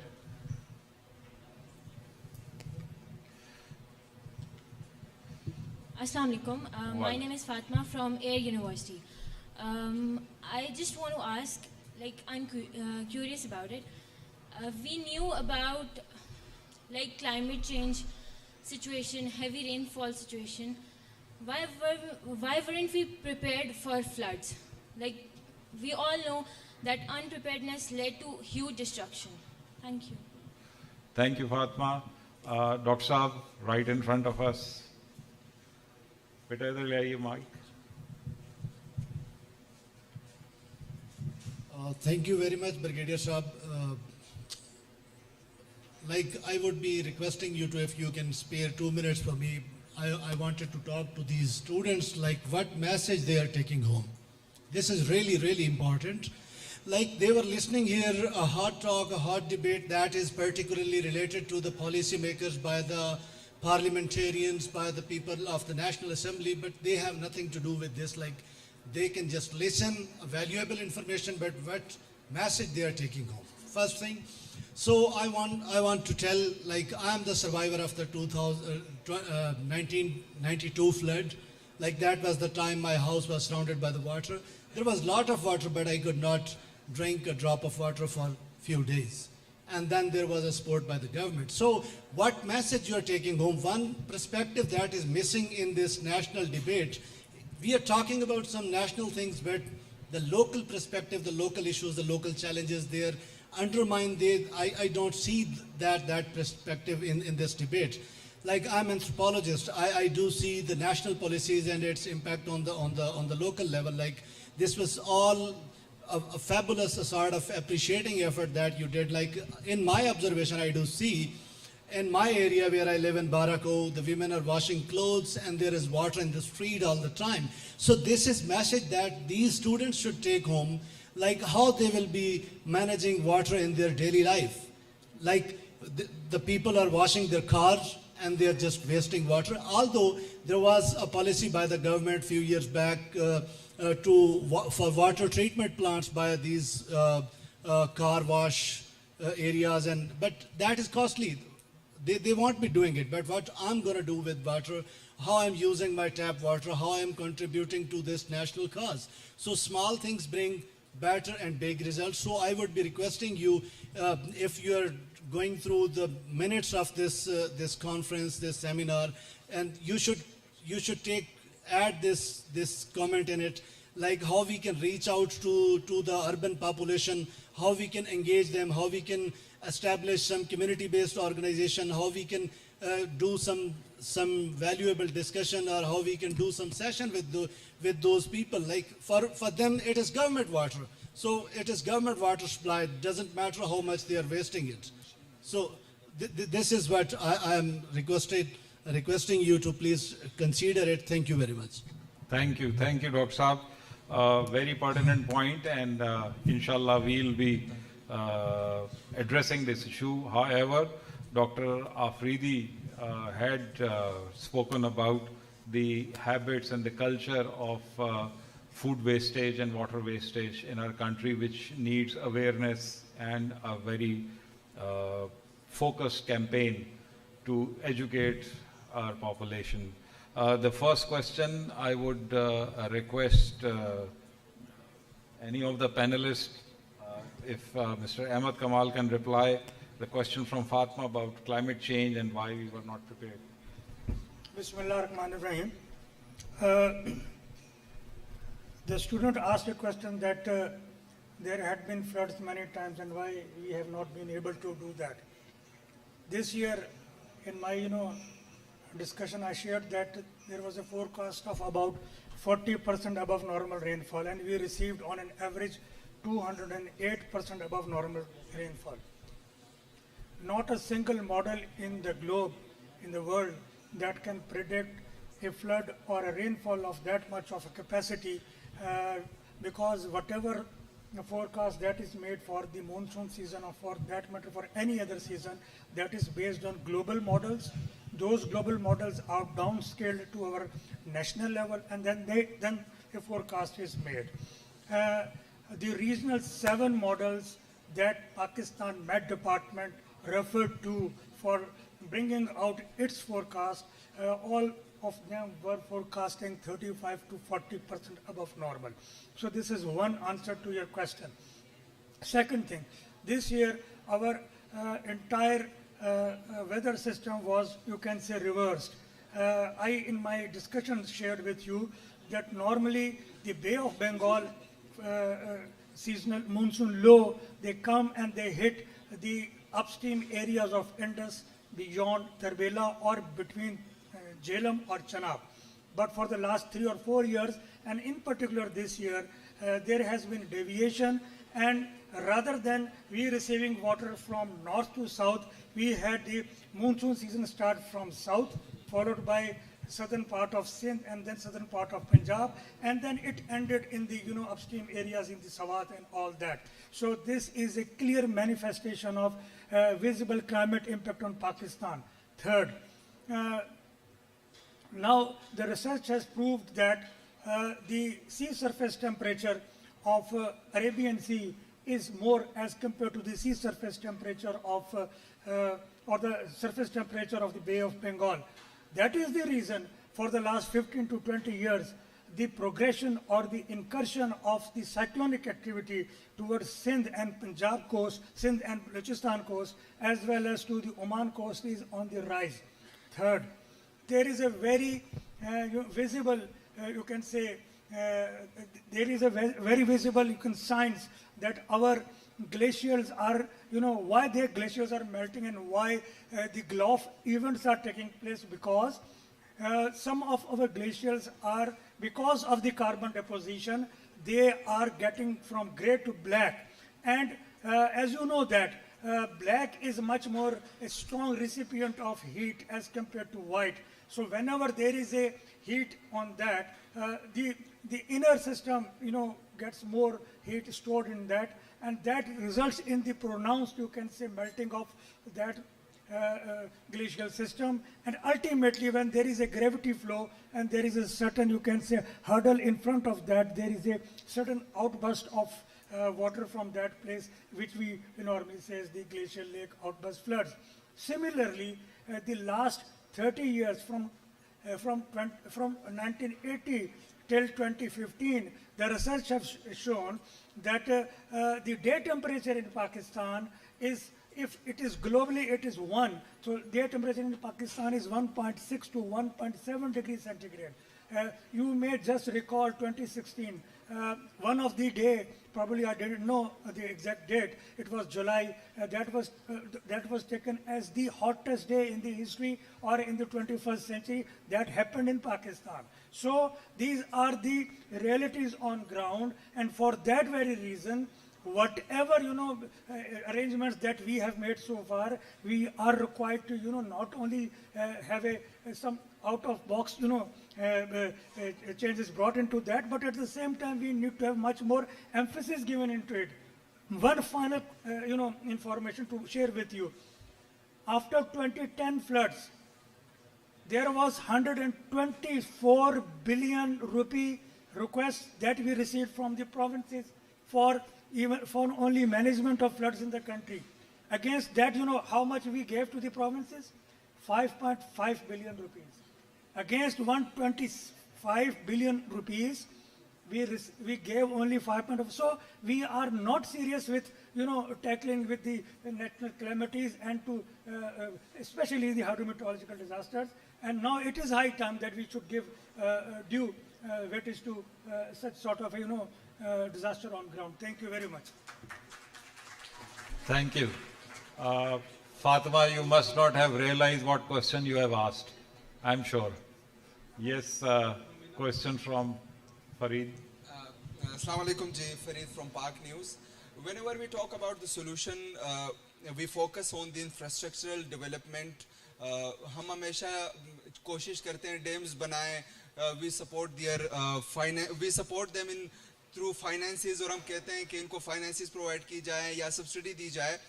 एक जो बड़ा major issue है जो कि Pakistan Bureau of Statistics के मुताबिक 8.2 million के around farmers हैं और तकरीबन उनमें से 90% जो है वो illiterate है.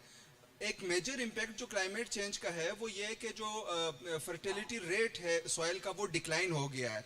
लेकिन जो हम एक स्टाइल यूज़ कर रहे हैं इरिगेशन का, एग्रीकल्चर का, वो वही कन्वेंशनल स्टाइल है जो कि 1992 में या 1980s में हम यूज़ कर रहे थे, वो 2022 में भी हम यूज़ कर रहे हैं, बट जो फर्टिलिटी रेट है वो चेंज हो गया है. So what we are doing for the literacy of the agricultural of the farmers, और what we are doing for agricultural literacy.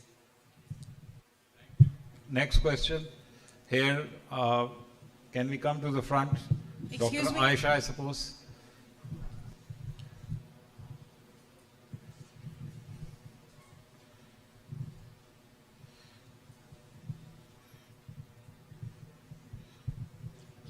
Assalamu alaikum. Aisha Malik here. I'm a faculty member at A University. This is for the benefit of my students. I want to take responses of all the panelists on a very simple and basic question.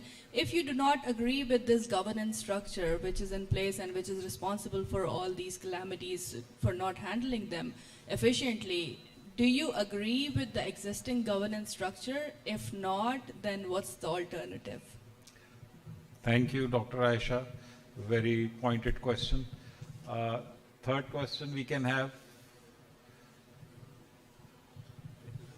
Sir, we will have your comment at the end. My name is Safa and I'm enrolled at Beria University in MBA. So my question is that, as a matter of fact, 36.9% population हमारी suffer कर रही है malnutrition से, और ये with time increase हो रही है, जब से floods आए हैं वो और ज़्यादा increase हो रही है. Particularly अगर हम सिंध की तरफ जाते हैं तो ये और ज़्यादा है. Question मेरा ये है कि इसको overcome क्यों नहीं हम कर सकते? 18th Amendment ने चले दे दिए authority, हर हमारा जो province है उसके पास होती है कि वो अपनी policies सब कुछ वो खुद करता है. Since we know Sindh government it's not that functional, और सिंध में एजुकेशन भी इतनी नहीं है, बट एजुकेशन तो बाद में आएगी, malnutrition तो उनकी कभी ख़त्म हुई नहीं थी. एंड ऑल्सो मेरा एक और क्वेश्चन ये है कि आपने इसके लिए क्या किया है, फ्लड से जो नुकसान हुआ है उसको पूरा किस तरह करेंगे आप, बिकॉज हम बहुत पीछे चले गए हैं और सिंध हमारा पूरा डूब चुका है, बाकी आधे से ज़्यादा पाकिस्तान इस वक्त इन अ वे नुकसान में है. तो उसके लिए हम कर क्या रहे हैं, बातें हम लोग इधर कर रहे हैं, आगे का क्या प्लान है? Thank you. Your question is regarding what we are going to do to get out of the effects of floods, and also the responsibility of provincial government. Now the comment from Ms. Romina, please. Mike. Hello, Assalamu alaikum. Excuse me. Please. Ji, where are you?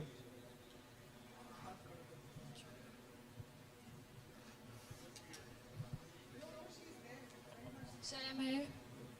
Okay, we can't see you because of the lights. Please, you can ask the question. Assalamu alaikum everyone. I am Laiba from Air University.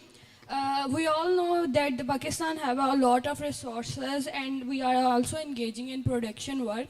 And after the flood, the current situation is not what that we supply food all around the areas.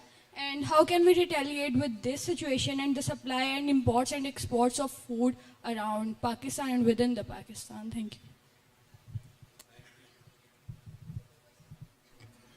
Yes, ma'am.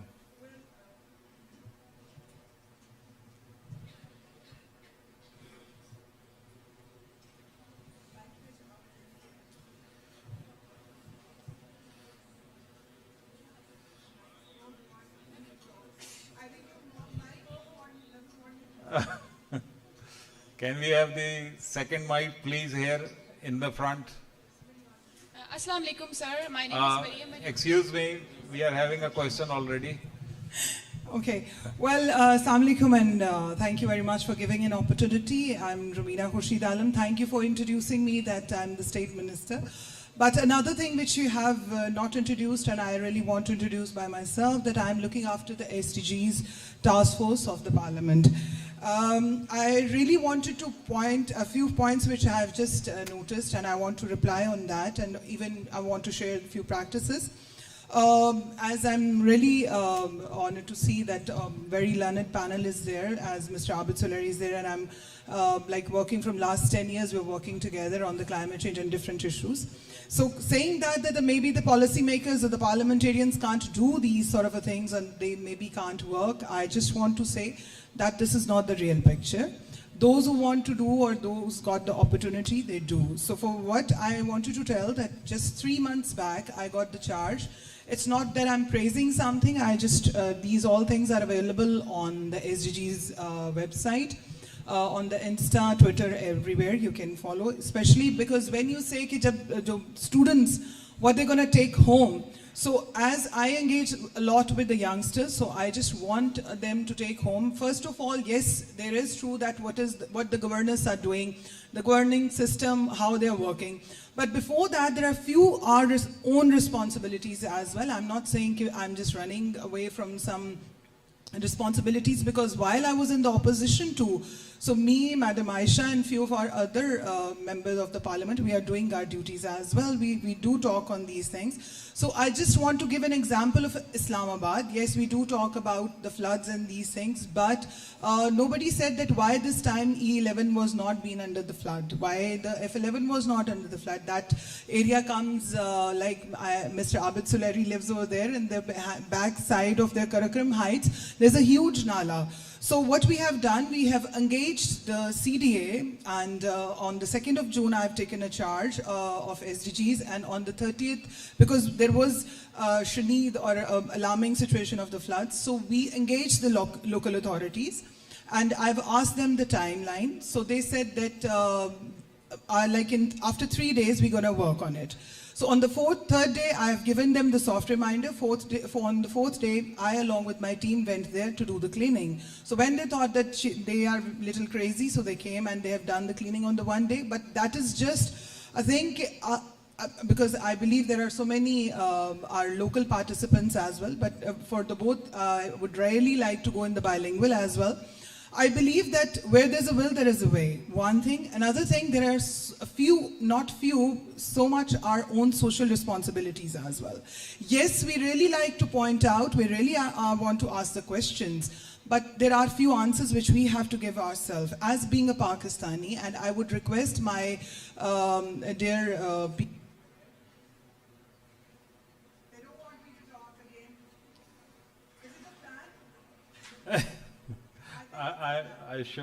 I'm assuring you there is no plan here.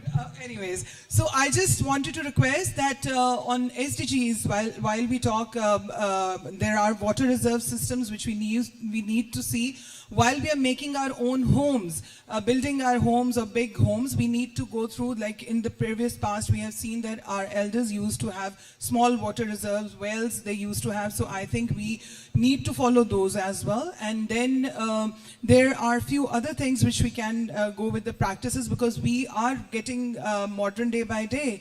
But somehow we are not following those rules which need to be like in the constructing the buildings or homes. That is very much important. And then for the students, I would really like to request they can go through the SDGs website, and in which we are doing different things along with the youngsters. They are helping us a lot from the different universities. They are doing internships as well with us, and they are helping. And while there was one girl who asked a question, I'm sorry, I don't know the name, but they have said that the 18th amendment. So SDGs task force from all the provinces, we are trying to engage with each other. That's the reason we have done the national meetup.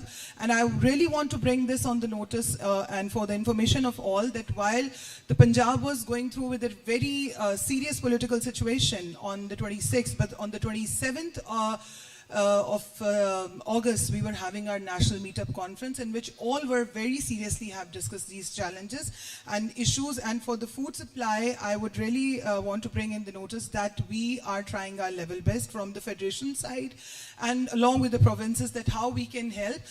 But before that, what we are doing, again the question, the regional IPU seminar first ever time in Pakistan happened a week back, in which all the Asia Pacific people from the countries were there, in which Pakistan had got a success that all the members were here. Half of them were present, few of them on the virtual. And we tried, and for very sure on the IPU General Assembly, Pakistan is bringing this on the emergency agenda, that that this time it's Pakistan, because as in 2010 we suffered, in 2022 we suffered, and we don't want that any other country will suffer. So all the Asia region needs to sit, and those, we are not the reason, but we are suffering. So it's now or it's never. So for this is the first time the voice everyone is listening, that is that we need the climate justice. So for that, the parliament and the parliamentarians and the people are working. So what we need from our youngsters and from people are sitting here to rejoin these voices, rather than, I'm sure on Twitter and on other things, we go for the political and non-political things. But this is something serious, because this needs to come up as a chain. So with this, we can, I think, get our goal achieved. Thank you. Thank you very much, Ms. Romina. You have given answer to a question also, and you have also apprised the audience with what SDG system you are heading is doing for Pakistan. And I would certainly expect the youngsters to go through the SDG website and participate in the betterment of Pakistan. Climate justice, an excellent point which has come up, and certainly we will endeavor further to include it in our recommendations.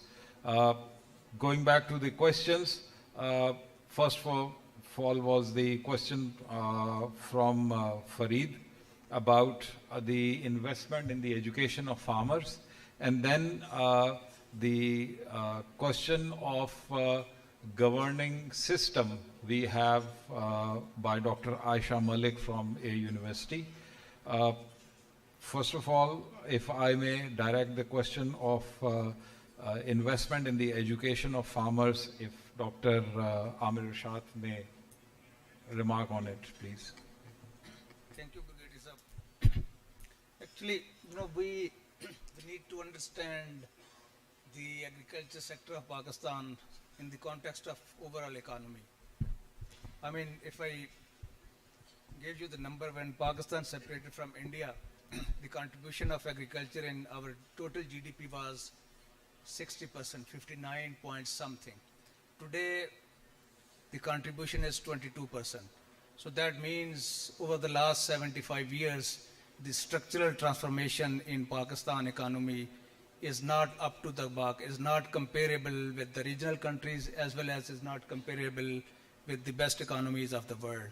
So the point is that saying that agriculture is a backbone of the country or backbone of the economy is not a matter of pride, is not a matter of strength, but it is a matter of weakness. I think we need to improve the economy. We need to reduce the relative share of agriculture in the economy of Pakistan. And until that time, we will not be able to make our country prosperous, food secure. And I can bring you the examples from many other countries of the world. And we really like to make comparison with US. The agriculture GDP contribution in US is less than 2%. And you can imagine, without having any crops in Arab world, in Hong Kong and Singapore, they are the most food secure countries in the world. So we need to reduce the relative share of agriculture in the economy, and we need to work on the improvement of the structure of the economy. That is the only solution. But that is correct that until that time, that is kind of a transition period, we need to focus on agriculture, and we need to expand its overall, the size of agriculture, but not relative size of the agriculture. That will be the future of Pakistan. Not saying that agriculture is a backbone and we should be always priding and saying that that is very good sign. It's not a good sign. It is a bad sign, and we need to work on that. And then automatically we will resolve the challenges. I mean, I will actually addressing to the question that the 8.2 million farmers in Pakistan, and out of them 90% are uneducated or smallholder farmers. That is correct. but we cannot improve their livings until they are engaged themselves with the agriculture, which in Pakistan is just a way of life. They have 1-2 acres of land, 1-2 animals. They get up early in the morning, they work with them and they sleep. There is no way out. We need to pull people out of the agriculture sector, and we need to send them in the industry and in the services sector. And I would like to refer to the article of Dr. Abid Suleri.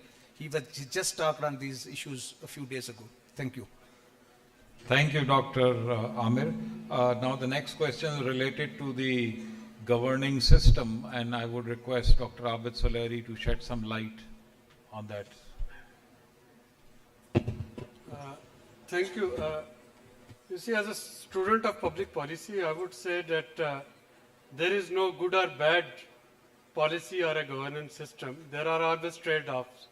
And of course, people who are the decision maker, they have to take care of the policies that they increase the number of beneficiaries of any particular policy.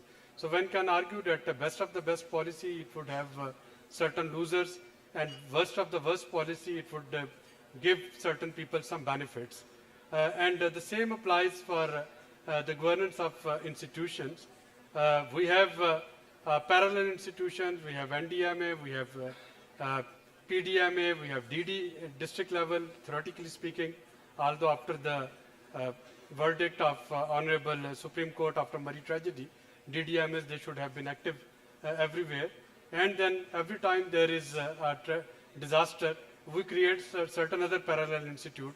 NCOC was for the COVID. Now we have one oversight committee being headed by Planning Minister. And then there is another National Flood Coordination Response Center.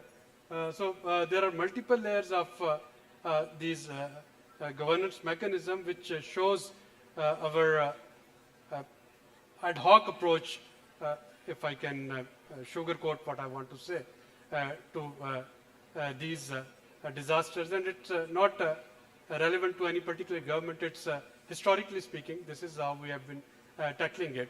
But then another issue which is extremely important, and I think which is central to it, is our fiscal capacity to deal. We have competing priorities to take care of these things.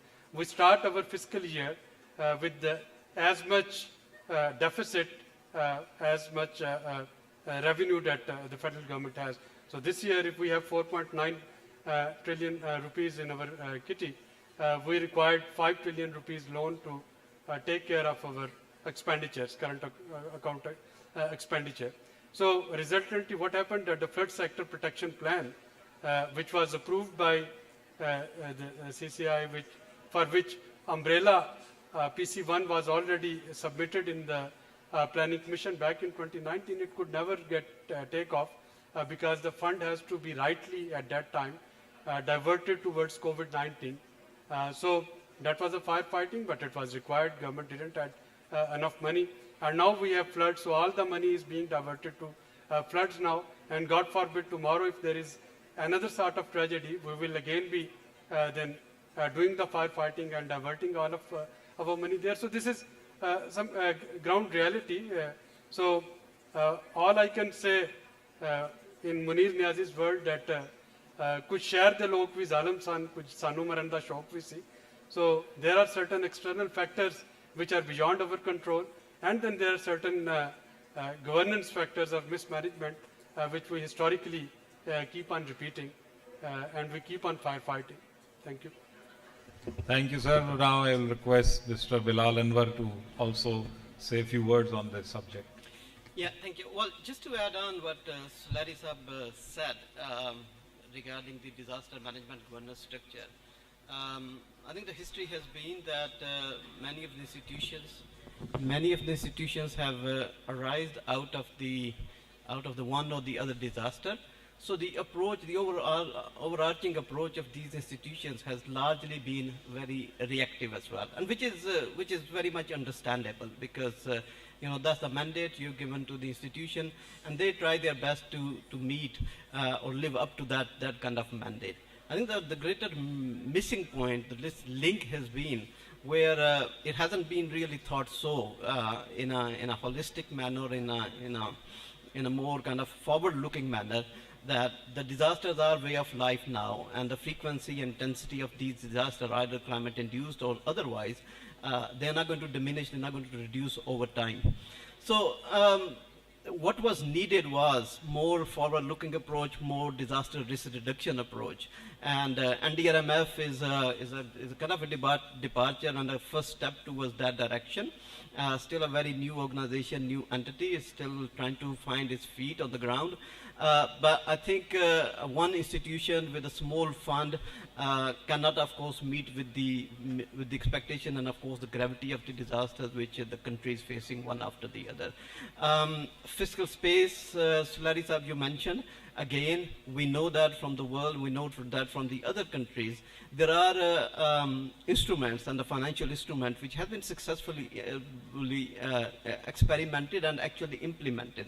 Disaster risk financing is one such component which provide the disaster risk insurance, the micro insurance, parametric insurance, a number of other initiatives, number of other financial instruments which actually can become triggered at a situation like this, like the one disaster which we are facing right now. And they can provide a lot of financial space and the fiscal space to the government through the very time-tested risk transfer components. So I think in terms of the governance, I mean, there is going to be a permanent need for meeting and fighting these kind of disasters. But I think on a long-term basis, what is needed is the focus need to be shifted more on the risk reduction side of more of a preparedness side of it. So since I'm just extending Sulari Sahab points, so आपने मुनीर नियाज़ी पे ख़त्म किया तो एक और भी है कि एक और दरिया का सामना था मुनीर मुझको जो मैं एक दरिया के पार उतरा तो मैंने देखा. So this is the situation we are in right now. Thank you.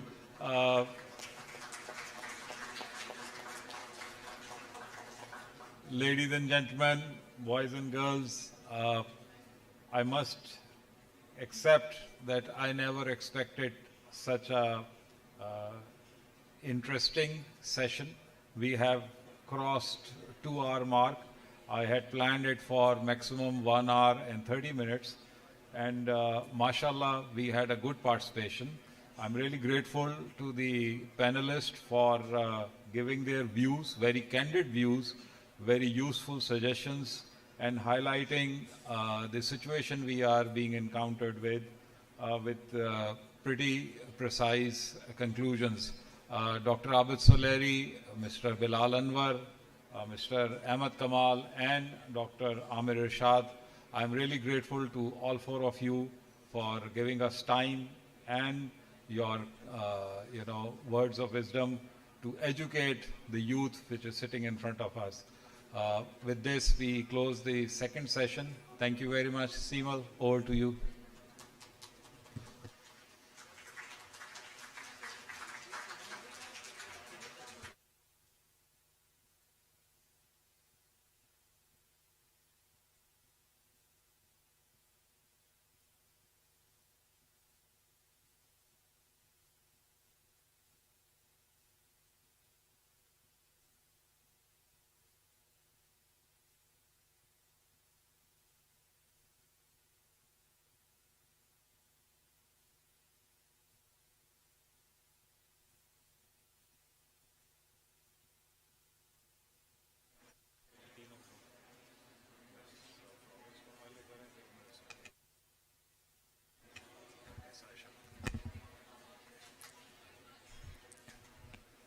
Representative of the Food and Agriculture Organization in Pakistan, Ms. Florence Rollet was the FAO representative in Morocco from 2018 to 2021 and in Malawi from 2013 to 2018. She holds a Master's in Natural Resource Management and Environmental Policy from Y College in London, United Kingdom, and has graduated as an agricultural engineer from the Institut National Agronomique, Paris-Gringen in France. She also holds an equivalent Master's on Water and Forest Engineering from the National School of Rural Engineering, Water and Forests in France. I would welcome Ms. Florence on stage, please.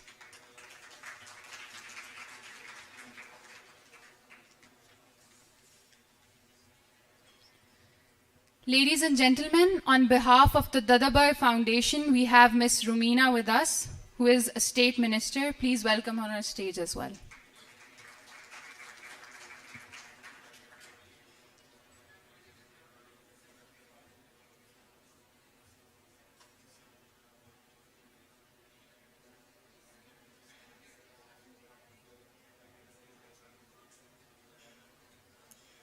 I would also like to call on stage Dr. Aisha Ghaus Pasha, our guest of honor and Minister of State for Finance and Revenue.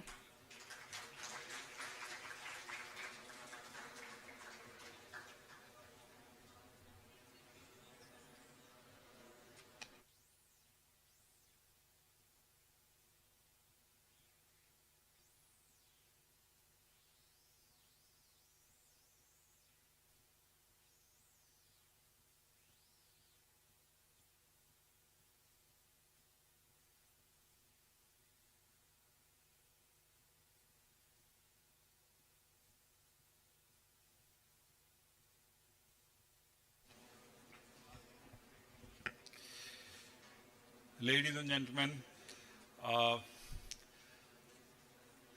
this morning I thought when I was coming to the hotel, this venue, I thought it will be a very long day.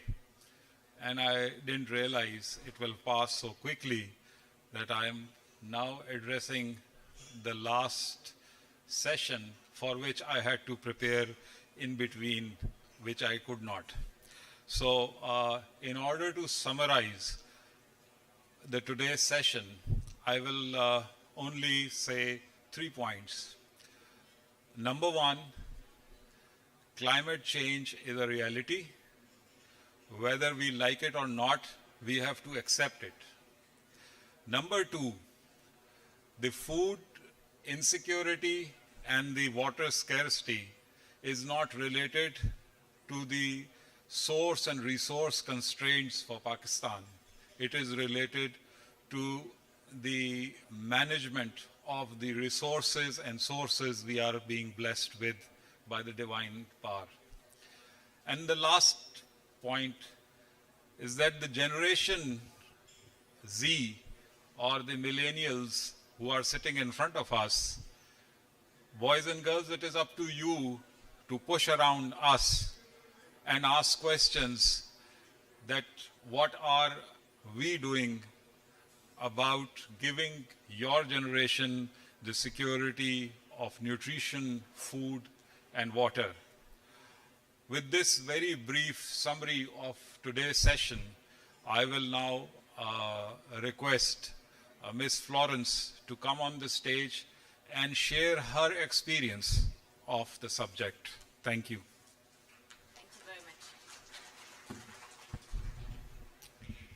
So good afternoon, and thank you to be with us still at that day without having lunch, I understand. So I'm very pleased to be here for 3 reasons. The first one is because it's my second time with CPSD, sorry, but it's my second time, and last time I met a panelist, and that person became a very good collaborator and partner. So these, this type of event is very important for you as well, for networking, because today many parts of solutions are in somebody in this room. The second reason is because it's students, young people, you have the future in front of you, so you can make change. I'm not saying we cannot make change, but we've done, a long way. So you have the future of Pakistan in your hands. The third reason, it's because I see a lot of women, and being a woman, and I heard recently that these days, in terms of academic achievement, the women are very well positioned. So please keep it up and make the full outcome of your potential. Okay, so let me try to be brief. I wanted to give you 3 or 4 messages. The first one is, how is the future going to look like? You know, FAO does a lot of foresight studies. How is it going to look like? Agriculture used to be the main user of water. In the future, it is going to be a residual user of water. Why? Because with urbanization, urban population will ask for 2 things. Drinking water, of course, primary important source for use of the water, but secondly, they will claim as well the consciousness of the environmental degradation and of climate change will raise, and they will ask for government, parliamentarians to do something about it. So then, if this is the case, if agriculture is going to be the residual user of water, what needs to be done? You have 2, but now 3 dimensions of this debate, as was mentioned. The first one is food security, and the panelists mentioned it very, very clearly. Many countries are more and more food import dependent, okay? And these imports are weighting more and more on the overall national budget. So basically there is, and then, so you have a crisis like Ukraine, like COVID, and then you realize, but we need to have self-food sufficiency.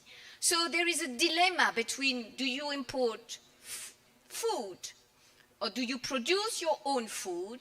And these days, because of what is happening in the world, more and more countries are going back to self-sufficiency. Okay, that's the food security picture. The other one is the water picture. The water picture, the water available, most of these countries dependent on food import are also water stressed. Is it the case of Pakistan?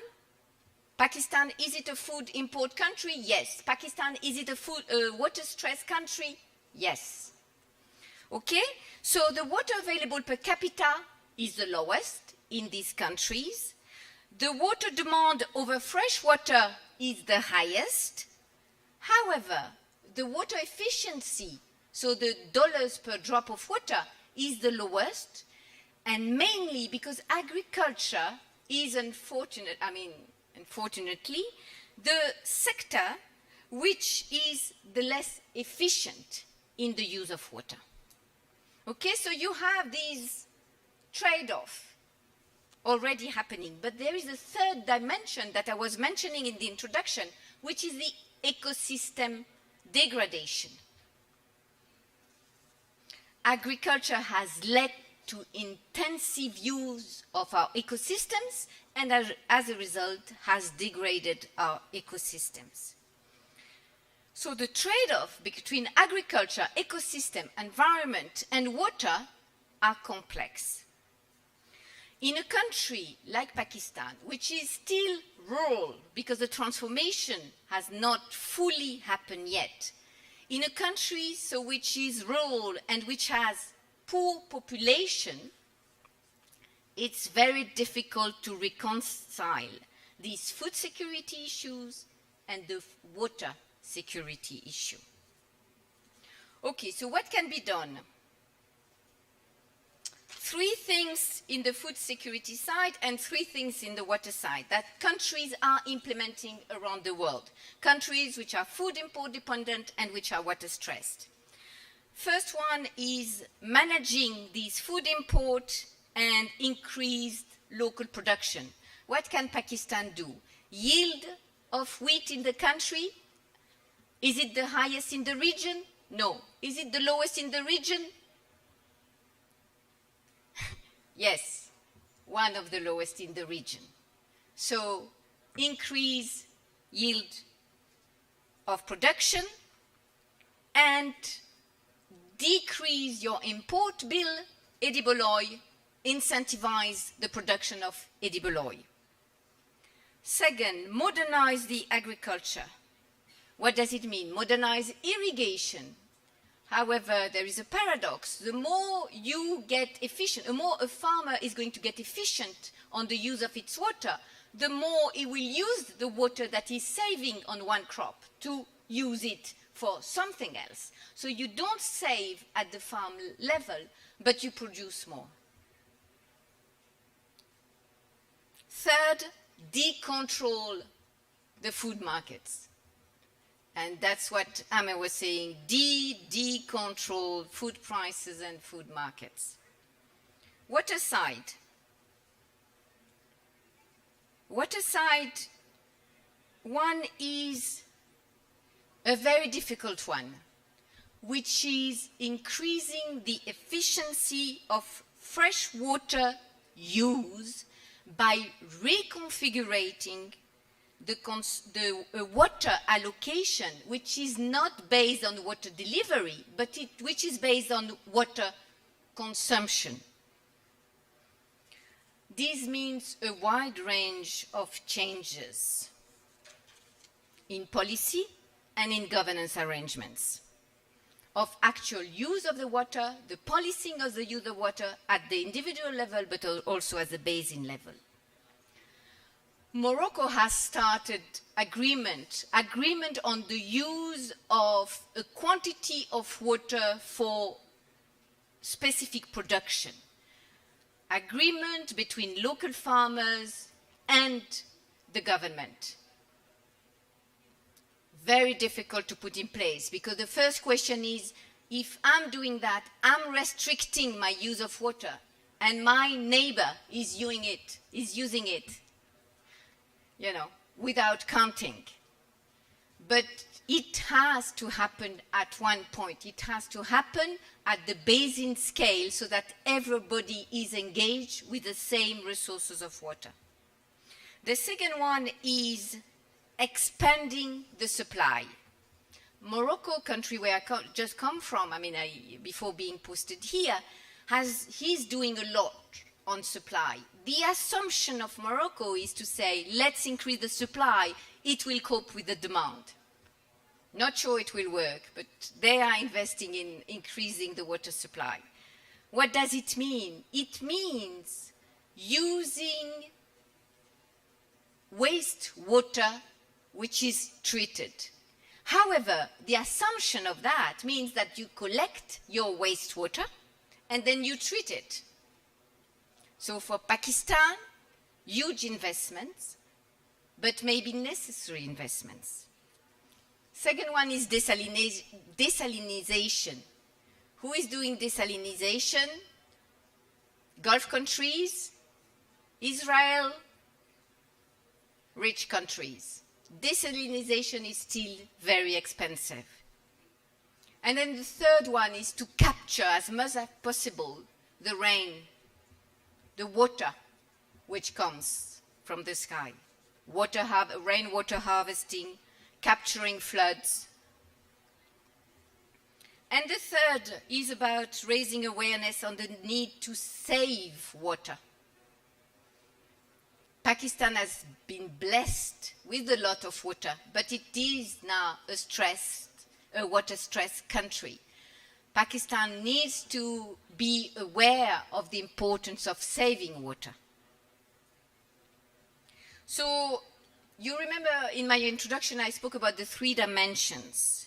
So I spoke about the food security dimension, the water security dimension, but there is also the need to restore the ecosystem. So I cannot miss the opportunity of being with you today to not speak about an initiative that the government of Pakistan started 7 months ago now, and which is going to be launched tomorrow by the Minister of Climate Change, which is about restoring your Indus basin, which is the basis of your civilization and the base of your economy, of your population, and of your culture. So then you, young students, what is your role in that? You really have a role in engaging, in asking for the restoring of the health of the Indus basin. You are a generation which can mobilize huge number of people. If you look at the climate change, mobilization of young people around the world, it's incredible what has happened. So you have the potential to engage and to claim the rights to get the restoration of the Indus living basin. And we hope you will do it. Thank you very much. Now I will request Ms. Rumina Khurshid Alam for a vote of thanks on behalf of CPSD.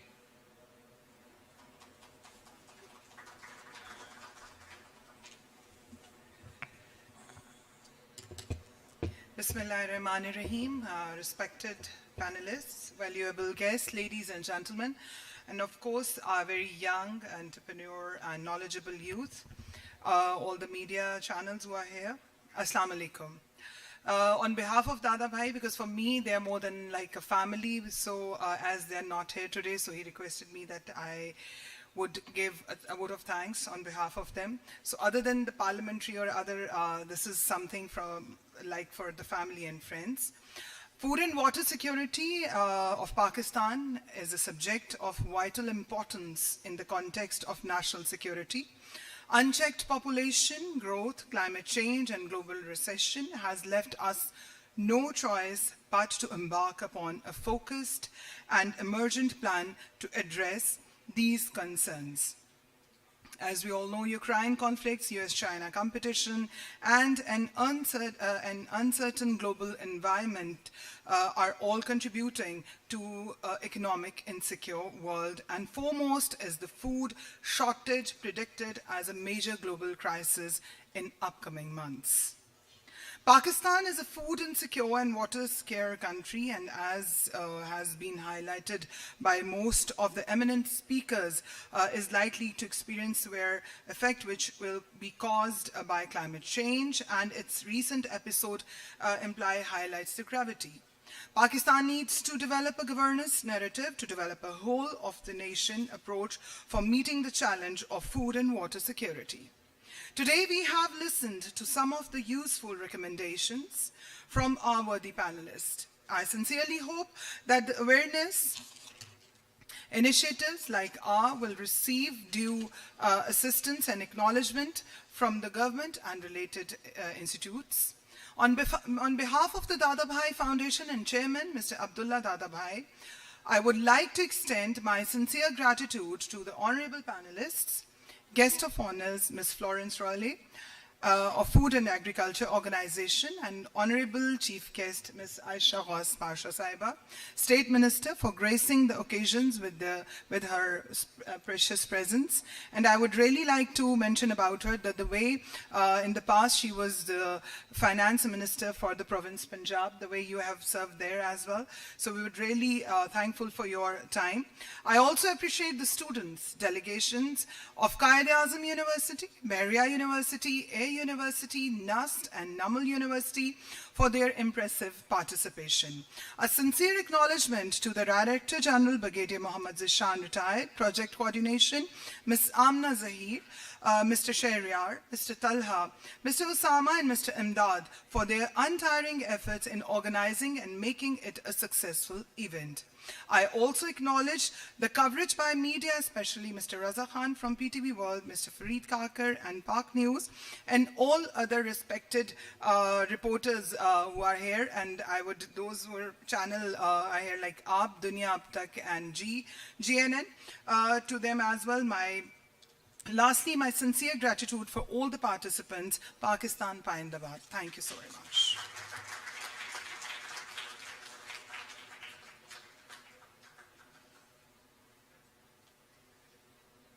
Seemal.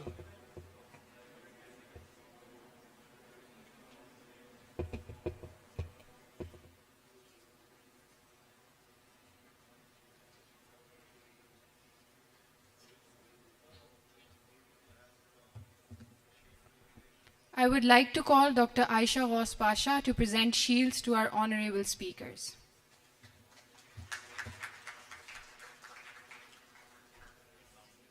Sir Abidullah.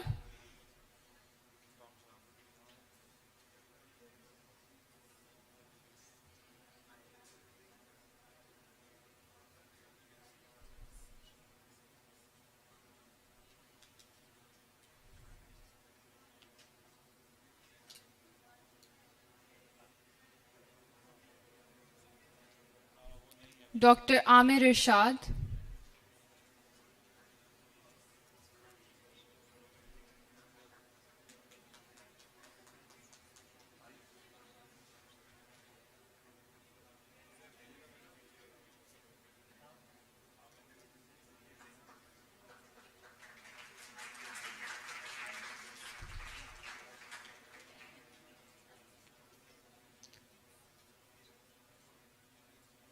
Dr. Fuad Imran Khan.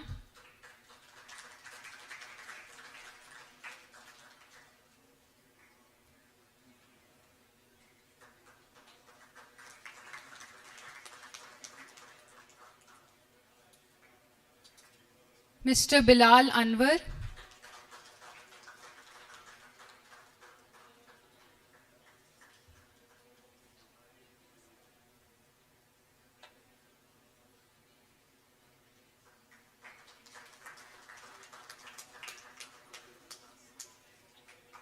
Dr. Abid Soleri. Mr. Ahmed Kamal.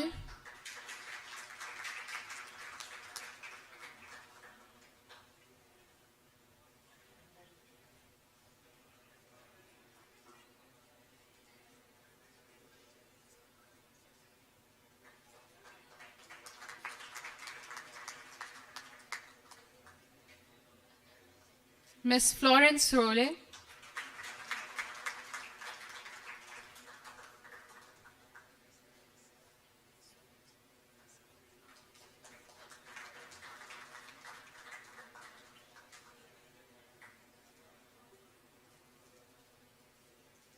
Miss Rumina.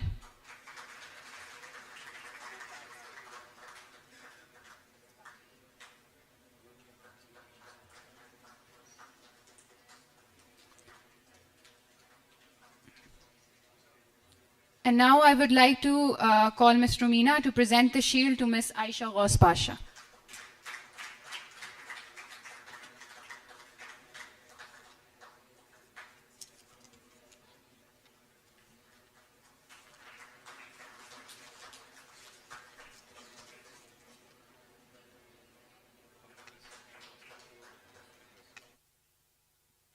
I would like to call on stage Ms. Aisha Ghaus Pasha.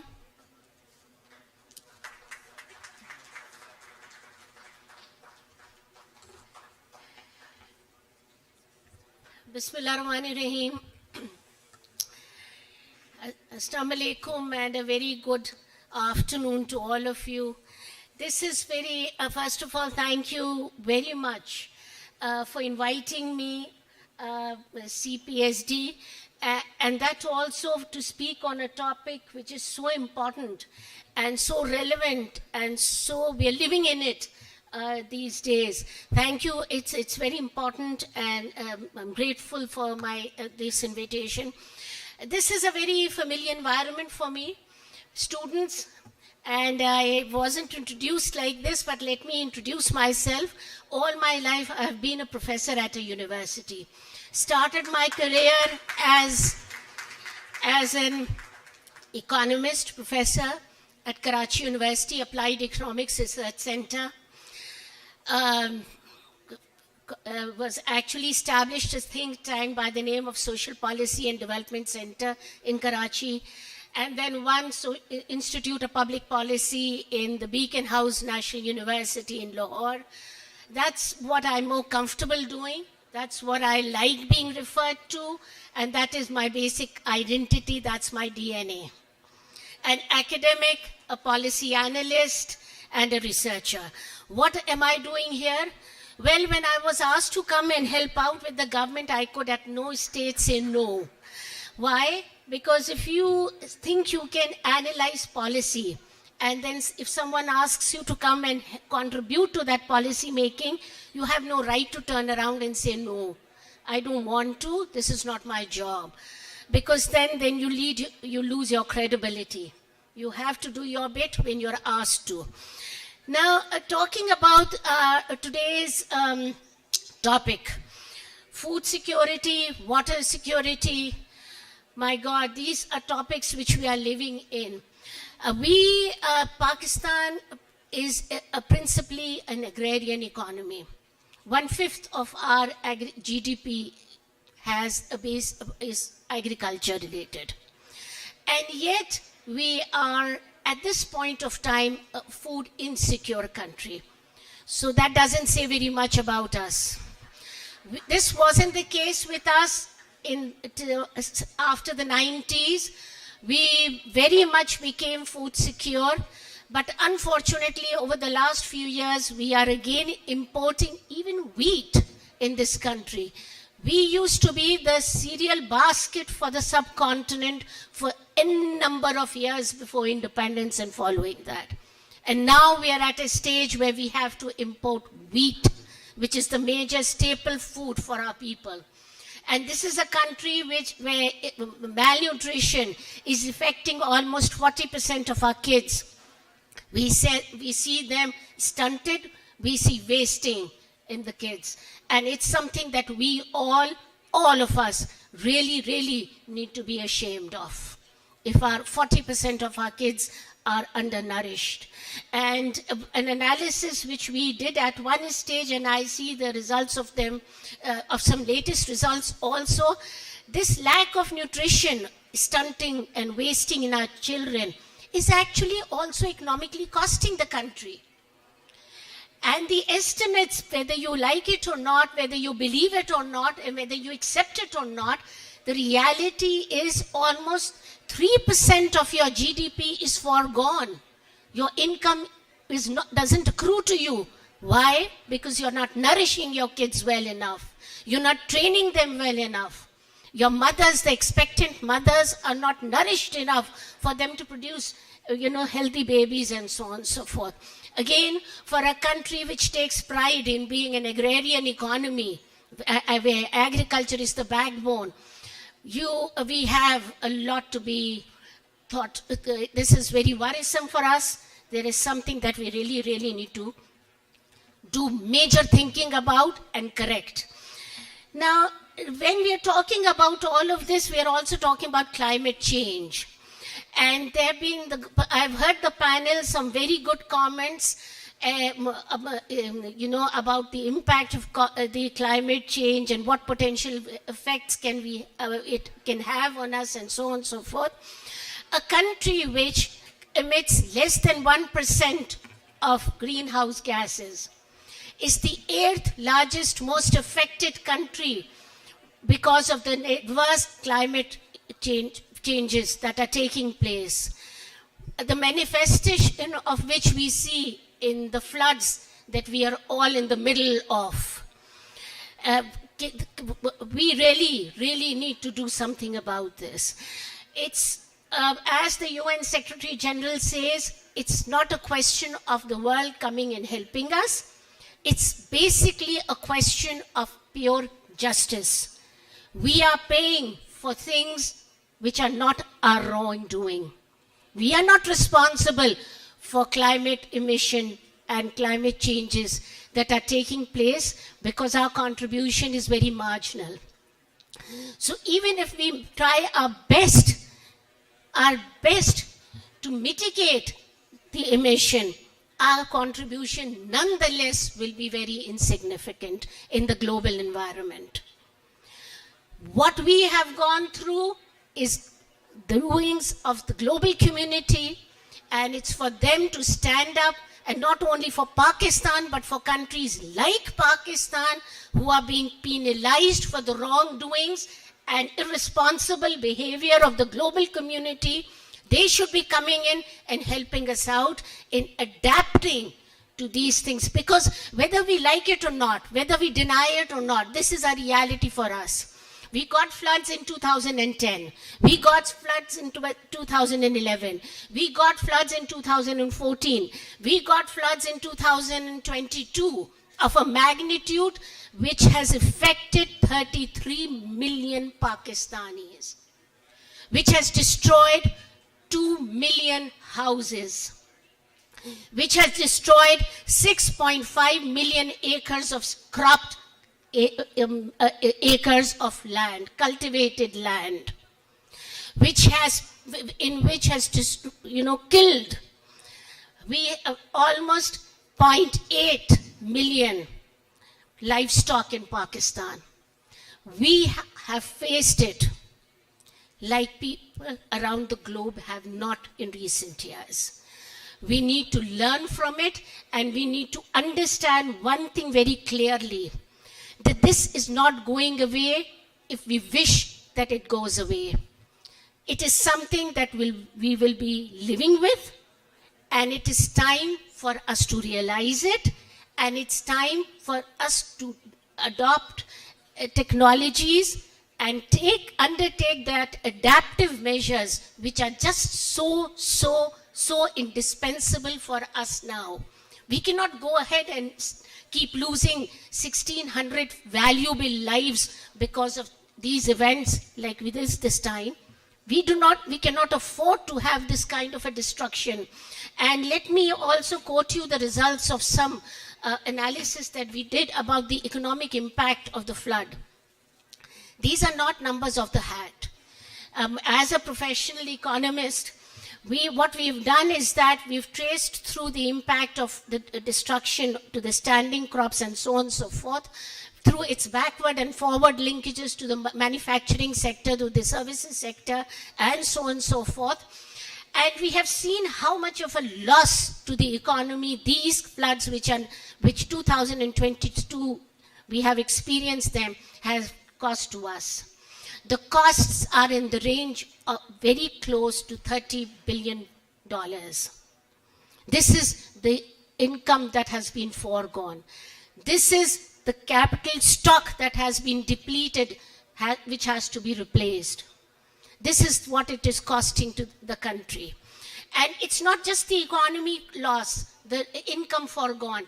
Let me also give you some statistics. Almost 11 million people have fallen below poverty line because of these floods.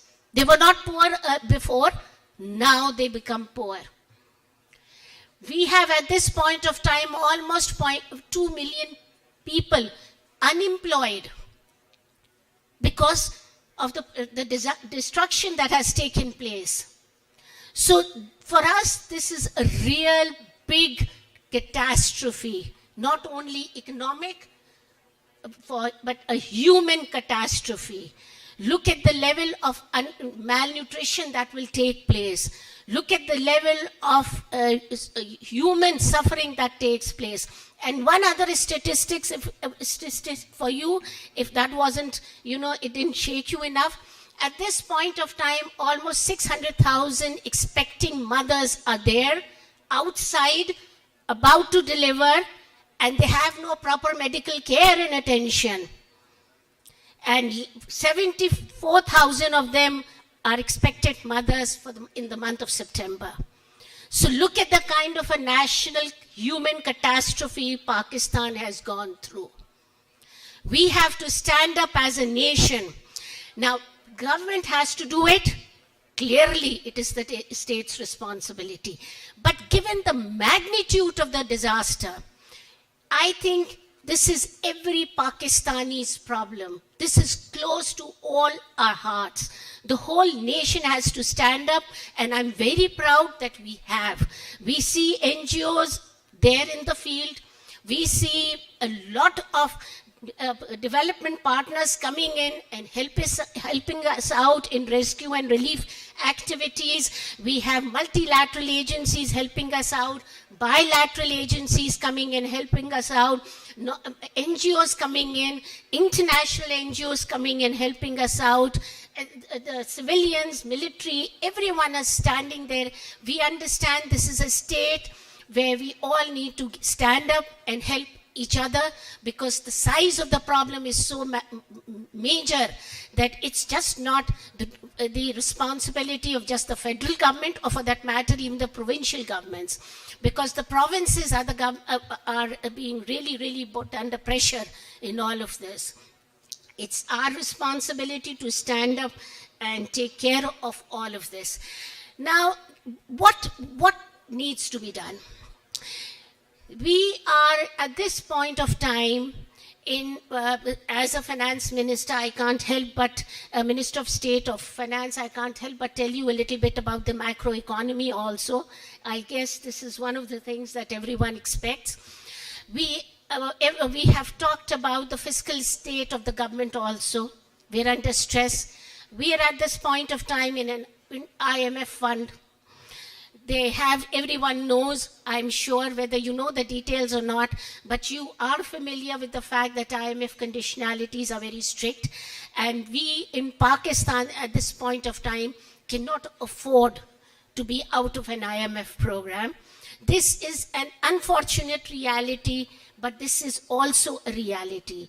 And let me also tell you, I'm not going to make any political statement here, because I tell you, I cherish being an academic policy person.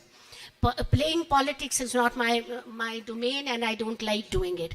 But if you are in an IMF program like Pakistan has been, since 1998, this is the 23rd IMF program that we are in. When do countries go into an IMF program? When they have problems in financing their external needs. So on an average, what is happening? After every 2.5 years, on an average, we have to go back and ask the world to finance our external needs. So what am I telling you here? What I'm telling you here is that for the last 75 years, we have not managed the economy the way we should have. It's not just one or two governments. It's not just civilian or military governments. Everyone has not done a good job of it. And my message to the youngsters today is that we have to do things very differently if we want to turn the century of our anniversary. In 25 years, we'll be a 100-year-old nation. If we want to have a different fate than now, then we have to do things differently from today onwards.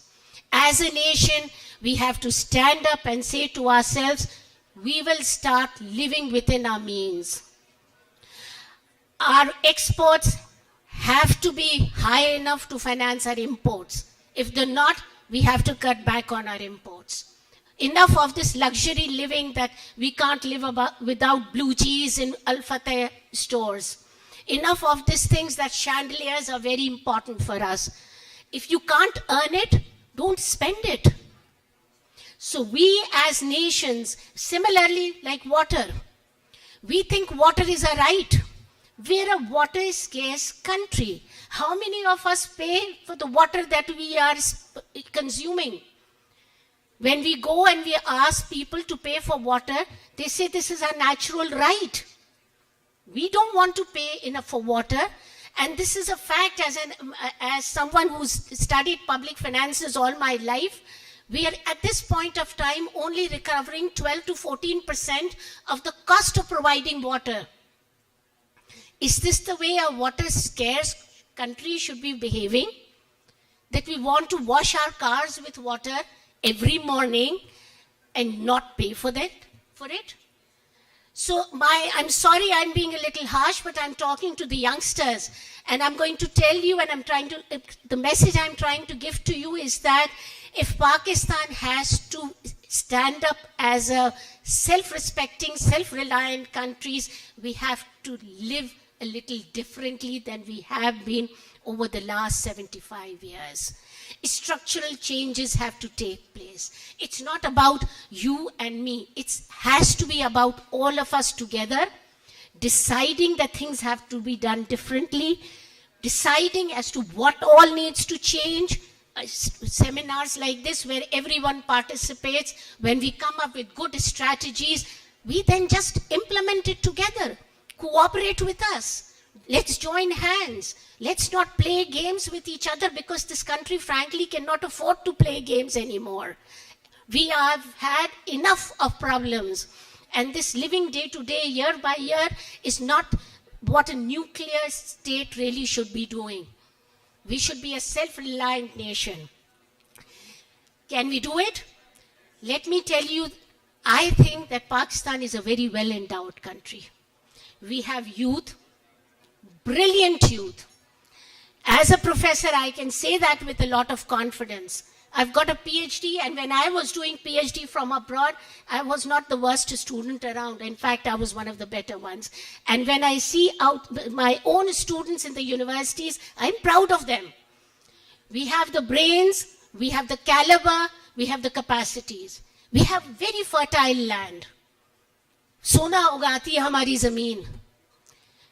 We have hard-working farmers.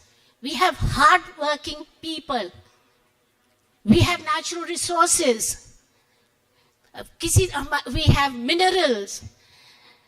What we need is to get our act together and show the determination that we have to stand up as a nation and go in for and make the kind of changes that are required to make us a self-reliant, very khuddar, if I can use that word, nation. We can do it. We just have to get our act together and put our minds to it. Just join hands. It should not be about provincial government seeking more funds from the federal government. It shouldn't be federal government holding back from the provincial government. It shouldn't be this province asking the other province. We're all Pakistanis first, irrespective of where we are, what our ideologies are, where our location is. For the sake of the country, it is time that we unite, strategize, do things differently. You were talking about, we just need to be determined that we have to let go. And we have the right level of government does decentralize, let the right level of government do what it's supposed to do, what it can do best. Power seeking, controlling of power, not giving, not sharing, thinking about your message to you, Pakistani first, and there is no, difficult times bring them together. This flood should be bringing us together. We should stand up and say, we will change our ways, and there's nothing that will stop us. Thank you.